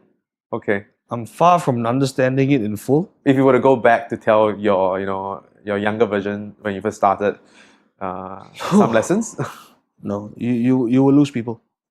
You will lose people. No matter how you try. And that's the first thing I tell when Jonathan took up his first head chef job with me at Artichoke, I told him on day one, or not even on day one, before, while I was preparing him for his job, I said to him straight in the face, John, during your time as head chef, you will lose people. People will hate you. People will quit. The reason being is you. But it's okay. It's okay. Because I understand that. So don't be demoralized if your presence makes someone else fuck off. And it's the same thing. And true enough, the moment he assumed this role, I announced that he was going to be a head chef, one guy quit. You know? And another one threatened to quit. Oh. So it's tough. It's tough. You can't please everyone. Mm. Can't please everyone. So going back a little bit on the, the whole addiction to growth, I think it might be a Singapore thing. I don't know. Um, how should, how would you like the younger generation's chefs stepping into the industry be looking at this? Okay. Now, this is the I'm very protective of what people call the strawberry generation, okay? Because I don't think they're all whiny. I don't think they're all irresponsible, but I think that maybe they've grown up in a very unfortunate time when things come a bit too easy. So it's not their fault, but they kind of expect it to be that way. Okay, so a lot of young chefs that come to me leave after 2 months saying, "Oh, I learned everything already. I learned all your recipes already. I'm moving on." You know, or a lot of them have come through. The ones that don't stay leave very fast, and the reason being, "Oh, I stopped learning already." You know, my reply to them is, "Look, when you're in school, which you just graduated from, when you're in school, you pay to learn. So it's okay for you to expect an education. It's okay for you to expect to go into class every day at 8 a.m. and expect to do something new every day and be taught something new because you are fucking paying school fees. But when you're in the industry and you're working, how can you expect to be paid and yet for your boss to every day, oh, here's something new for you to do, or here's a new ingredient for you to work with, right? Here is a new experience for you. Oh, I'm sending you to Copenhagen tomorrow. How do you expect to be paid and get all of that? But a lot of them think that way. They think that the moment I stop learning in one place, I move on. So they job hop every 6 months. And it looks like shit on the resume. It looks like shit. I've seen people, like I got a lot of resumes in recently because we're going on a recruitment drive for Bird. Yep.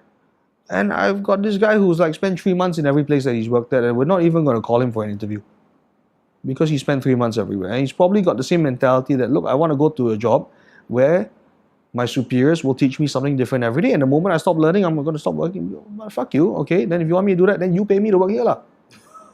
Why should I be paying you? You work in an organization, you take a salary, you contribute. You don't expect an education to be handed to you on a silver platter. You want to learn, can. You want to learn from your colleagues. You come earlier to work, you stay later. You ask me questions. You learn in your own ways, but you don't expect to be fucking hand-fed in education. Yeah. So that's my response to you when you ask about people being in a rush for growth, people being in a rush for development, people wanting to be head chef after 2 years. That's my answer to you. You can't. If you want to do that, okay lah. You probably end up in a little cafe or a restaurant that's not going to work out anyway. You want to work in a good place for good people. So expect the process to be a bit longer. Chefs who have been in it for a long run, what are some views or perspective of how they see their job to be? I mean, more than just you're still running a business, you still need to make money, and taking breaks. And what made them stay? Throughout this thick and thin. Okay, I mean, you think about it. I'm 34 this year. Yeah. Coming 35. Still young. I've already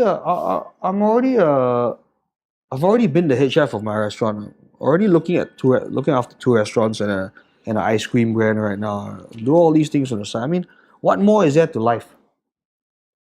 What more can I do? And I got so many more years before I have to retire. Yeah. So what do I do? What do you do? Exactly. What do I do? So you got to start twisting your own priority. You got to start getting around this yourself in your own head. I've decided that what I'm going to do is I'm going to invest in people. I'm going to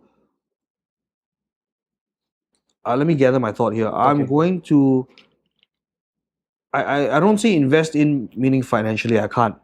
I still got a large mortgage to pay off and all that, home loan and all that. But I'm going to try and develop people.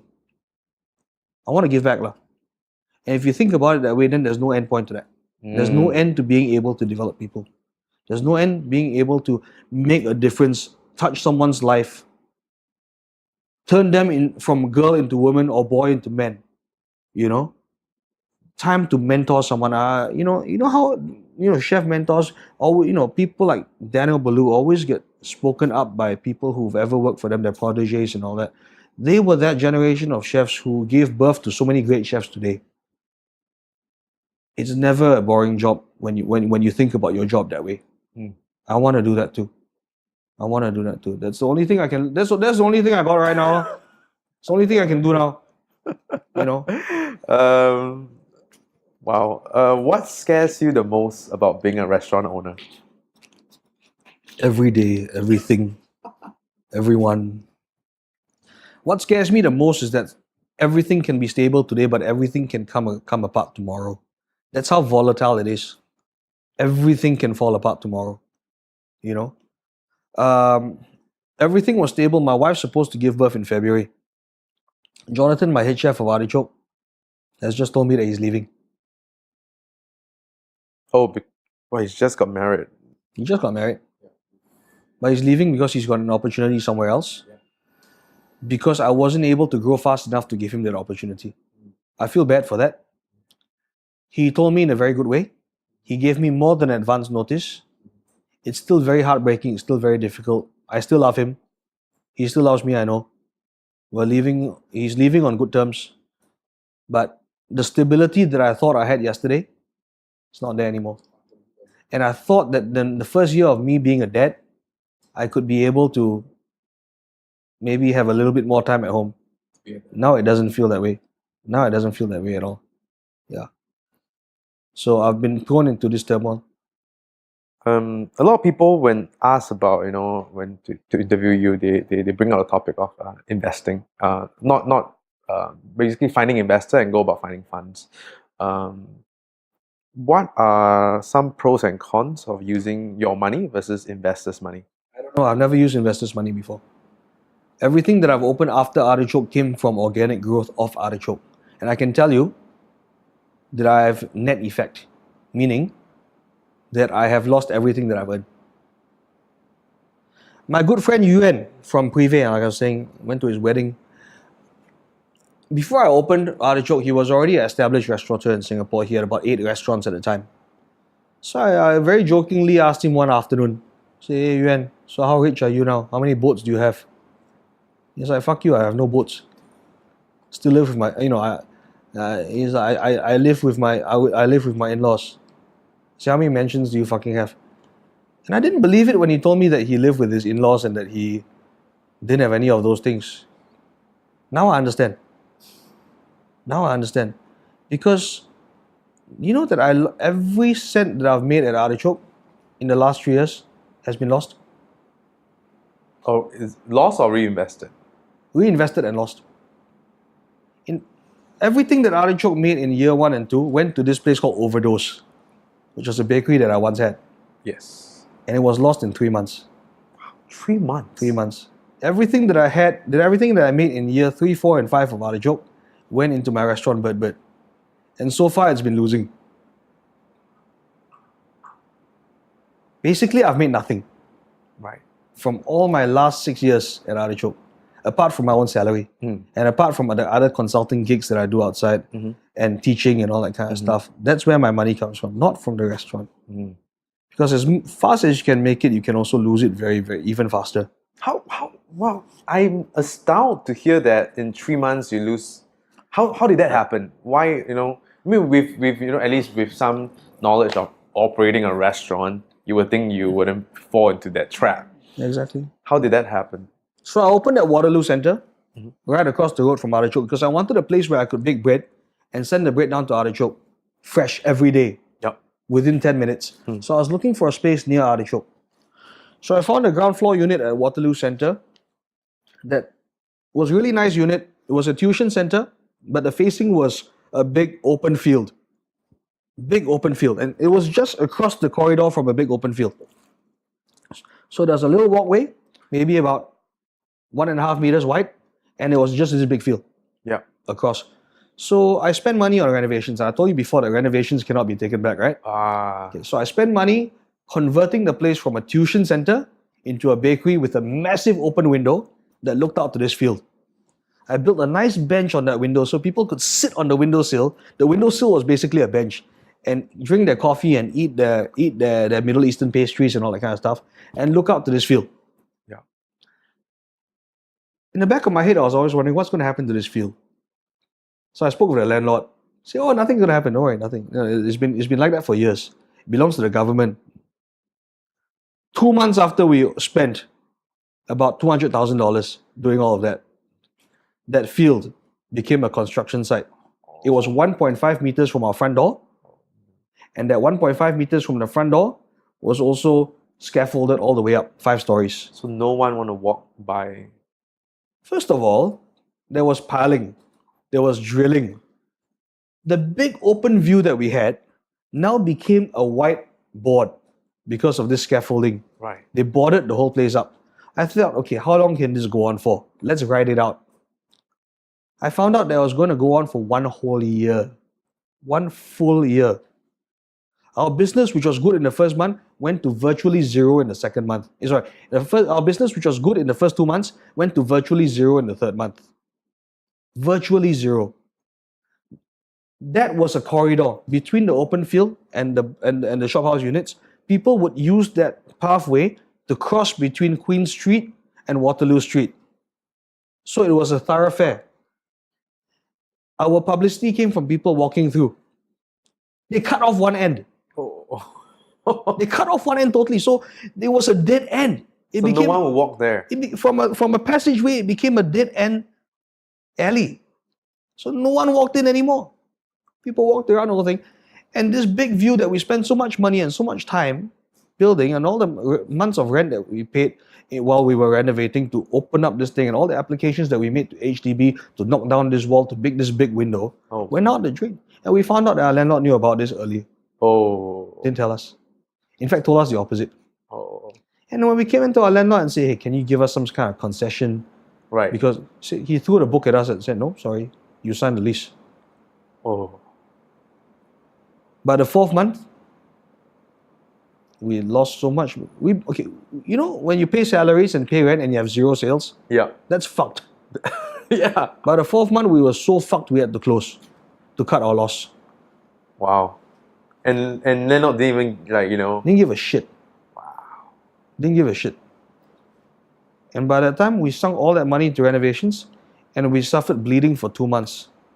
So meaning that our rent, our entire staff salaries, and all our utilities were just not even being covered.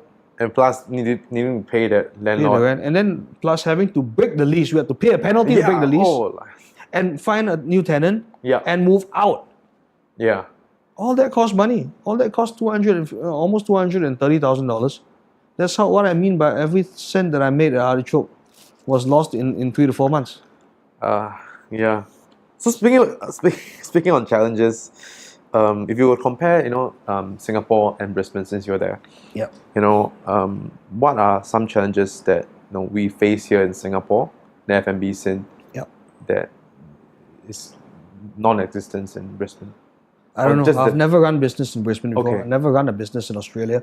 I've heard, I've heard about certain challenges and difficulties. Look, if I was being paid $35 an hour at 7-Eleven, I imagine salaries there are very high. And as a business owner, being on the other side of it, Maybe a better question would be, would it be easier to open a restaurant in Brisbane than in Singapore? I don't know. I don't think it's easy anywhere. Okay. To be honest with you, I don't think it's easy anywhere. Okay, moving on to teaching. So not known to many, you teach at CIA. And it's not like you have not enough things on your plate already by now. So why? Get stuff. That's the only way you're going to get stuff. Look, I love teaching. I don't have the time for it. But my job is to keep my business afloat. I will do whatever it takes by hook or by crook. I will prostitute myself to keep my business going. I'll cut off an arm to keep my business going. Because look, my business is not making me any money. Because I tell you how much money I'm losing, right? But you know what I feel responsible for? The people that are working with me. Especially those who are here from overseas, who have passes, who are sending money back home, whose families need it. I feel that obligation to them to keep my business running. I'll do anything to keep it running for them. So I teach at CIA because it gives me access to fresh talent, and we do hire a lot of people out of CIA. 3/4 of my team at Bird are CIA grads who were once my students or my interns. You know, we've got a very good relationship with CIA because of that. Whenever I whenever I'm looking for new positions and the people that are on wait list don't fit those positions because they are looking for too high ranking positions or whatever, or we are just looking for entry level positions. Yeah. Head of school at CIA, my boss, Chef E. Felder, helps me to blast out to her students, all batches, alumni and all that. She helps me blast out. So it's one of those recruitment strategies for me as well. What do you teach over at CIA? I teach 2 management subjects. I teach menu development and I teach financial management. If you were to take a bird eye view of the new batch of student or current batch of student now, how would you describe them? What are things that they did right, and what would you like to see more of? So, this generation of young students, I believe that they are very well exposed. They know a lot more about F&B than I did when I first came in. The selection criteria at the Culinary Institute of America is very stringent. There are at least 700 applicants for every cohort, and they only select 35 to 40 to pick to go through. So as you can imagine, it would be 35 to 40 of the best out of those 700. People with already a couple of years experience working in the industry, people who have shown an ability to articulate their passion because they go through a series of interviews as well, and people who kind of know what they want to do. So these are very motivated, very switched on students already. They are good in the sense that I wouldn't say that they represent the general population. So they're already 1-2 steps ahead, based on the selection process that got them there. But they are much more well exposed. They know, well, again, maybe because they have much more access to information than I did when I was, their age. Yeah. They know about chefs they want to work for. They know about what kind of philosophy they might want to have one day. They're savvy. They're savvy. They're definitely very savvy. But like I said, the problem with the generation is that they can, not by their fault or anything, that they tend to be a little bit more impatient. They tend to feel like, if I'm paying this amount of school fees, I need a starting salary of 5,000 or whatever.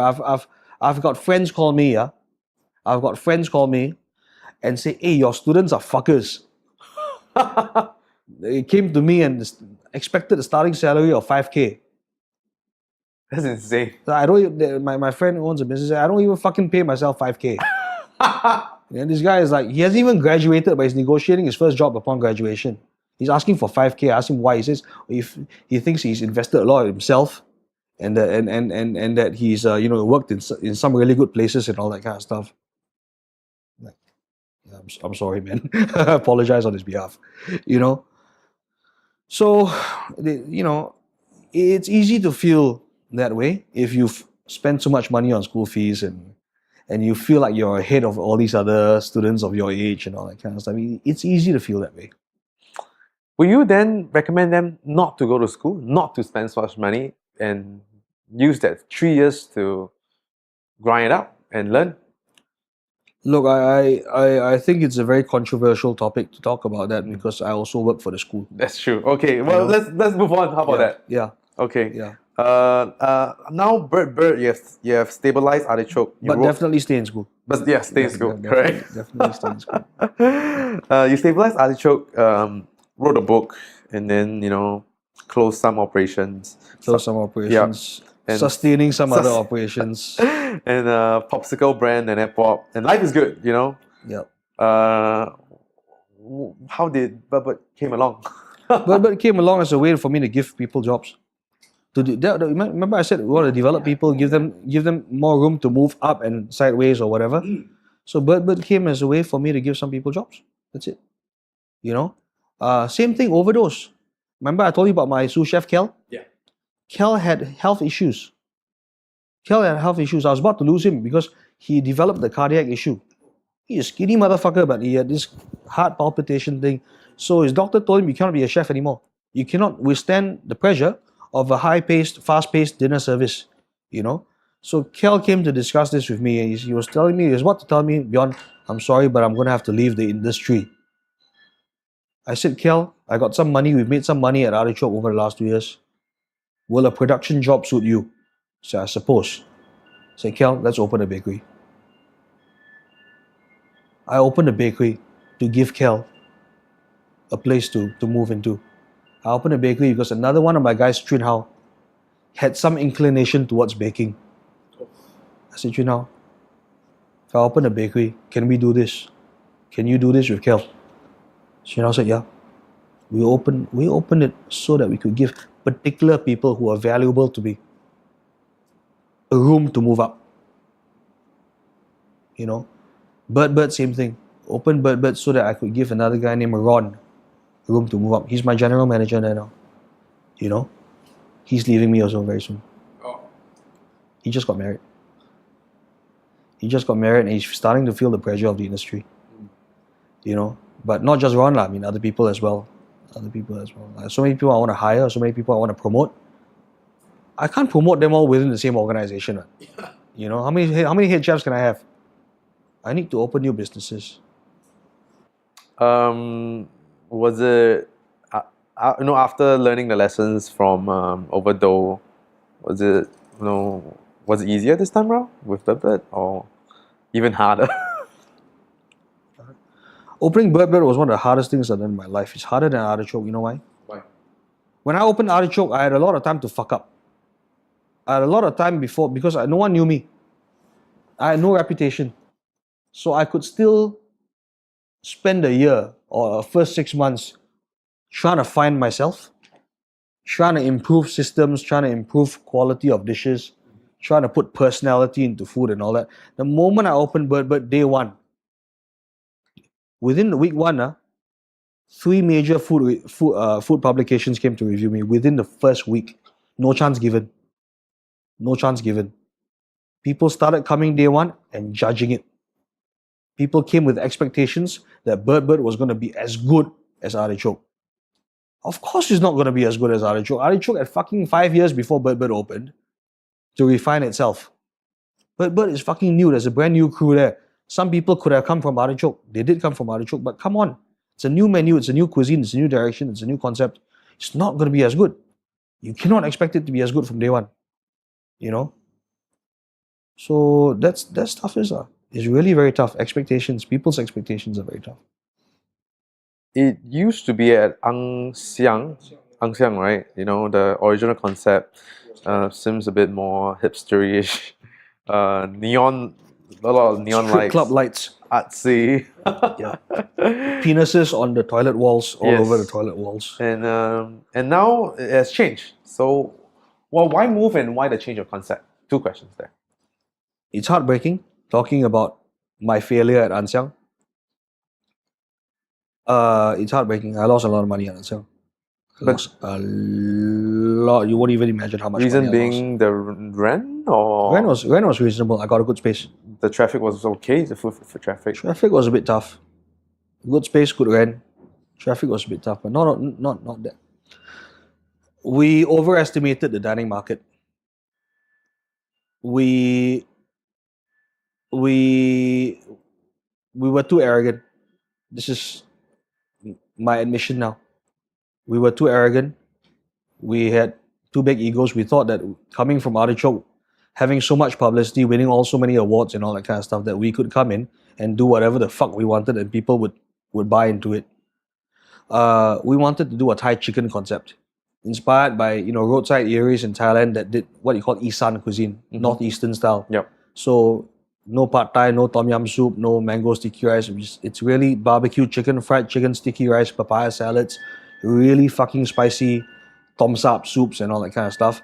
We wanted to do that kind of thing and merge it with like a Thai dive bar, strip club, cocktail bar kind of thing. Really grungy, upmarket street food kind of place with a very focus on a subset of food within Thai cuisine, not generic Thai cuisine. We put up ironic signboards saying Palace of Thai Chicken just to throw people off and almost like troll people and troll ourselves. Make people think it's a $5 place. Just make it look really shady, make it look really dodgy, make it look really fucked up. We put in strip club pink color lights. We took markers and we drew penises all over in the walls in the toilet, and we left the markers there for people to draw even more penises. The whole fucking toilets were covered in dicks and vaginas and vulgarities, you know. It was the kind of place where people had sex in the bathrooms, you know, and took drugs at the back alley. It's that kind of place. We made it the kind of place. But unfortunately, Singaporeans want to take OOTDs Oh. and sit in bright, cheerful, airy cafes and eat eggs Benedict and not do any of those things that we thought they might want to do. Unfortunately, people didn't understand the Thai chicken concept, and they just saw the word Thai, and they came in and asked us and berated us on why we did not have pad Thai and tom yam soup. The same problem when we first started Artichoke. Same problem, lah. Yeah. Same problem. But this time it really got to us. It really got to us. Because people were ordering sticky rice, and when we gave them a bag of sticky rice, which is what you would eat with your chicken and salad, they would say, "Fuck you, why is this not mango sticky rice?" And we just put our head in our hands and we just want to cry every day. We just want to cry. Because no one fucking get it. No one fucking got it, you know? And we just felt so stupid for thinking that they would. We don't blame them. We blame ourselves for thinking too highly of ourselves. Can I just add one more thing over Yeah. there? Because me and Norman, we run supper club, right? Yeah. D335. Yeah. And we every supper club have different concepts. There was one time we wanted to do Thai food. No one. So usually there's we accept 10, and usually it's fill up pretty fast. But Japanese one, no problem. You know, like Australian desserts, no problem. When it comes to Asian food though, people are not signing up. So I mean, that's just a side tangent thing that I want to share. That's another topic. People just associate it with Golden Mile or with $5. Mm. They think it's $5. Is that exploitative mentality that look, street food costs this much. I get it so cheap elsewhere. Why should I pay anymore? Why should I care if someone's trying to elevate the thing or put a spin on it? You know. So that was tough. So chicken was an enemy because chicken is also a low perceived value kind of thing. Thai concept was an enemy. The fact that we were not doing generic Thai food was the biggest shot to the heart. And people came in and they walked out because there wasn't pad Thai. It just made us so demoralized every day. So every night we would just stand outside and we'd look at the place and we'd look at this signboard that says Palace of Thai Chicken and this stupid Thai disco music blasting from inside and the pink lights, and we just sat there and we scratched our heads and we asked ourselves, guys, if this was an American fried chicken place doing American style fried chicken with fucking truffle fries It could even be American Chinese food. or anything, yeah. but anything, we just said, would it be better? And everyone just nodded their head and said yes. This would be so much better. So we actually contemplated changing the concept in the same space to just American. But then we decided that if we're going to change it to American, do chicken and waffles and all that kind of stuff, that wasn't the place for comfort food. It's too dressed up CBD. It's not really a comfort food place. So we said, fuck it, we have to move. So we decided to move. We decided to change the concept Oh man. and give up on our ideas or grand ideas of making people do body shots and all that kind and give up all that debauchery that we had at the start. And you know what? It actually turns out that Frankel, the new concept, the new location is doing much better. And yeah, it just proved to me again that my ideas are not always right. Let's move on to something more fun. Brocation. How did that happen? People come to you, you came to people, their idea. That was cool because I was cooking at StarHub Golf Open one day. Yeah. And then I got a call. I was almost not going to pick it up, but I realized it was my producer friend Michelle, who I filmed MasterChef Asia with. So I thought, okay, this might be good. So I picked up the phone and she said, "Hey Bjorn, are you interested in doing a new show?"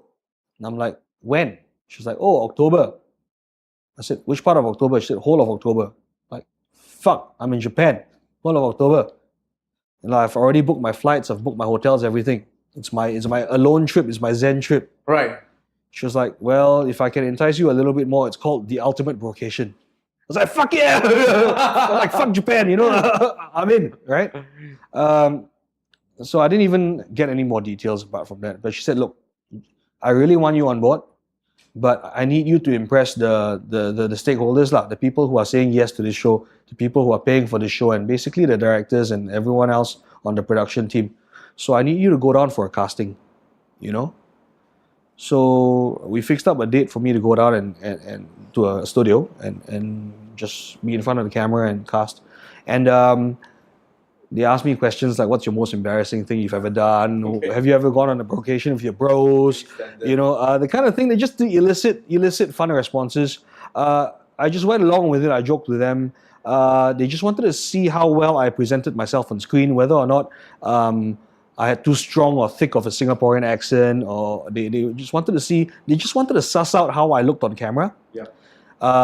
In the end, what clinched me the thing is I sang them the Kazakhstan national anthem, which I memorized from watching Borat like 25 times. And at the end of the casting, they said, Bjorn, we want you. We're not supposed to tell you offhand, but be prepared to give up your October schedule because we want you. And I found out later on that they actually were looking for celebrities, and I'm not a celebrity, right? I'm like fucking 5 people on my Instagram following, whatever, right? The other people that they got were like fucking 1.5 million followers on Instagram. They were like fucking sensations. Right. You know, we needed security when we were in Hong Kong walking down the street because girls were fucking throwing themselves at these guys. Seriously, no fucking kidding. People were screaming and fucking going crazy and crying, okay, in front of them. They're fucking nuts. They're fucking nuts. We got the Kanye West of Malaysia. We got the Ryan Seacrest of Thailand, and we got the fucking Justin Timberlake of Philippines. Right. And you got fucking Bjorn Chen from Singapore. You know, so anyway, so I found out that they actually casted in Singapore for models and actors and people in the entertainment industry with a strong fan base and following and all that. But what they found was good-looking people who were funny and all that, but they didn't find a jackass. They were looking for a jackass, you know? So they finally found a jackass in me. So this, fuck it, let's just take Bjorn. He's got like 0 fans, but okay, let's get him. Does this whole TV thing, is something that you planned for, or is just sort of fall into place? I never planned for this. I rejected a lot of TV things. I was actually approached to do Eat Lista Oh, in the first season. you mean to To take part and all that. Oh. I didn't have time. I didn't have time. I thought it was a cool idea, but I didn't have time. And Why the hell? Do you want to take part? I'm not good on camera. I don't think I'll ever have my Right. own TV show. I'm not good on camera. Why? Oh, you're really a master chef, Elista. What the hell? Guest judge, whatever. But Okay. I'm not like that kind of quality. I don't speak that well. I don't, I don't know. I got resting fucker face. Okay. I It's a got new term for Yeah. us today. resting dick face. So I don't do that well. My voice sounds a lot better nowadays. Mhm. Because I've been going for like singing lessons and all that kind Oh, of stuff. okay. Yeah, I do. But I used to speak even worse than this. I sounded like my voice came from my stomach, or I like there was like a piece of cotton wool, or there was a fucking potato in my throat. The way that I used to speak. So I spoke even worse than this. It's a lot better now, but I never actually considered TV career or anything like that. I do it because it comes along and whatever, Yeah. And what about writing? I mean, would you say? I read some of the stuff and Time Out, pretty good. Is it from those marketing days? Were you good at writing, or how did? I don't know. I write the way that I speak. Which is usually what I do. Then my grammar, it's like it's off the. When I wrote my book, right? When I Yeah. wrote my book, what I did was I just went to, I checked into a hotel on the Gold Coast in Australia. I pulled out my phone, put the voice recorder on, and I just spoke into it. And then I'd play it back and type it out. And then from there, I would correct my grammar. I would string sentences together a bit better. I might swap things around, But in general, the voice that you see on the book is exactly the voice that you'll hear if you talk to me. So I did not write it like a writer. I wrote it like a person speaking. No, which makes it very easy to read. Yeah. And now moving, you have a little one. Yeah. You're turning into a father. Yeah. A little bit on relationships. Just one quick question on how do you balance that bold character in the relationship, if that is a problem at all, or if it is? My wife and I are very different. Like if I could eat KFC every day, I would eat KFC. Right? I mean, look at my figure, man. Seriously. Right? This gut here does not come from eating salad. Right? My wife is a fucking yoga instructor.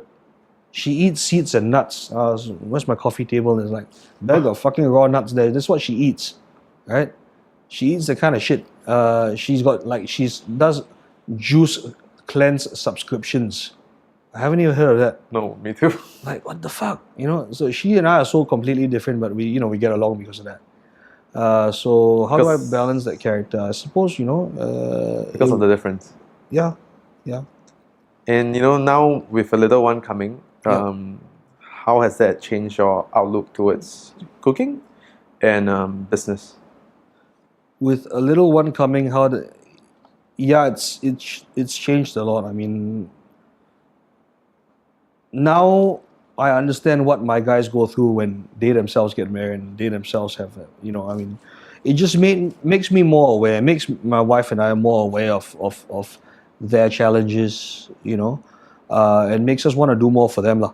So we've come up with extra things like parental care leave, parental care benefits, and all that kind of stuff for our guys, which are not usually that common in the industry, but we've come up with that, child care leave, parental care leave, on top of annual leave. It was baby steps, lah. Baby steps. It's changed our free time, the ability for some of our staff maybe to go on flexible work hours and all that kind of stuff at times when they need it. So I am the last one of my good group of friends to have a kid. I'm always the last one to do anything. I was the last one to graduate from university. I was the last one to get married. I was the last one to have a kid and all that. They're all more successful than me and all that. But finally, I'm there, and I'm looking forward to it. I'm a bit afraid, So I'm bad with kids. They cry the moment they see me. I look like a bad guy to them. So I don't know how it's going to happen. I'm afraid to carry kids. So I don't know if I'll break them or anything, So it's interesting how this is going to turn out. Right. Yeah. Okay, so some quick questions. Any books or documentary you'd like to recommend? Whew. I do not read books. Last book I read was a comic called Penis Pokey. Yeah, but don't read that. Okay, no. It was a book with a hole that you could put your penis through. Oh, And you flip the pages, then the penis comes out like an elephant trunk or something like that. wow. Yeah, someone gave it to me. Okay. I read the Borat book. I bought this Borat book. I don't read books, man. I'm not smart enough like that to. I cannot get past the first chapter of a novel, so I stopped trying. Documentaries. Look, I mean, I watch a lot of food shows. I watch History Channel. I watch crime and investigation, whatever. I need to zone out when I come home at night. I can't go straight to sleep, so I watch a bit of TV. I can't tell you in particular That's fine. what's that. I just browse. That's fine. I just surf. What have you bought recently under $100 that have impacted you the most? I just had Jollibee 3 days ago. It's the first time I had Jollibee. It's the best. Jollibee is fucking awesome. Like, I've never wanted to join the queue. So, same thing. My wife queued for me. Yeah, she was all pregnant and all that. She was queuing for me. She got She- priority queue. Like we spent less than $100 on Jollibee, and it was the best fucking thing I've had in a long time. Yeah. What are the 3 favorite dishes in Singapore that you bring your overseas friends to taste? Oh shit. Okay. We was just talking to some people about this last night. Oh yeah. No, look, I mean, overseas friends come to Singapore. I always bring them to Candle Nut. Oh, okay. Candle Nut. Really good food over there. Good. Candle Nut. Yeah. Is that a restaurant? It's a very good restaurant. It's a very good restaurant. They've just relocated to Dempsey. Always bring them there. What dishes will you? It's like a Peranakan restaurant, and they keep changing the menu. It's like okay. a omakase. They call it amakase. Okay. Amakase menu. All right. It's Candle really Nut. good. Candle Nut. One of my favorite dishes in Singapore, I can't get it anymore, Oh, is the raw fish salad. Oh, the one in Chinatown? Yeah, yeah. Oh, yes. The one that you can't eat because then people were poisoned with worms and all that kind of stuff. So Ah, you can't yeah. eat it there now. So I did that in Copenhagen. When I had to do a Singapore dish in Copenhagen, I did that dish. You know, so that was It's a great dish, kind of like ceviche. Oh, but love it. Better, yeah. Love it, love it, love it. So fresh, so so light, so fresh. What fish will you use to do that? That's always either snakehead or wolf herring. Okay. Yeah. And because it's freshwater fish and worms and all that kind of stuff. I mean, some people are doing it with salmon and all that nowadays, lah. But it's still got to be that kind of fish. When I did it in Copenhagen, we used swordfish, which is a very nice substitute. We kind of cured it a little bit in salt and sugar to tighten up the flesh first, then we sliced it. Yeah, so that was good. So people should do it with swordfish in Singapore, then we can still have it. Yeah. And last one? And last one, oh my goodness, what would I bring people to eat? Yeah. Or what dish is it? Yeah, dish or restaurant. Dish or restaurant? I mean, I'm biased, like it's got to be whatever I like the most, Yeah. right? Yeah. And I always bring people to eat chicken rice, lah, because I sound so Where? fucking typically Singaporean by saying this. I'm like basic bro Singaporean guy if I say chicken rice, but I'm gonna say chicken rice. You know, I'm a fucking cheap date. I don't have my I'm not like a food geek where I know exactly my favorite place and all. Oh, no, okay. I'm Wherever. like anywhere, a fucking chicken rice from 7-Eleven microwave on again. No. Oh, no. Look, anywhere chicken rice, but okay, if I really could go anywhere, it'd be nearby lah. Near my place, Toa Payoh, Lorong 4, there's a place called Wee Nam Kee. Wee Nam Kee. Wee Nam Kee, it's a soy chicken rice. Okay. Like that's really good. I also just had this one at Upper Thomson like last week. It's called Kampung chicken rice or something like that. That was really good as well. Do you have the liver too? No, I don't. I don't eat like offal. Okay. I'm afraid. Yeah. When you think of the word successful, who came into your mind and why?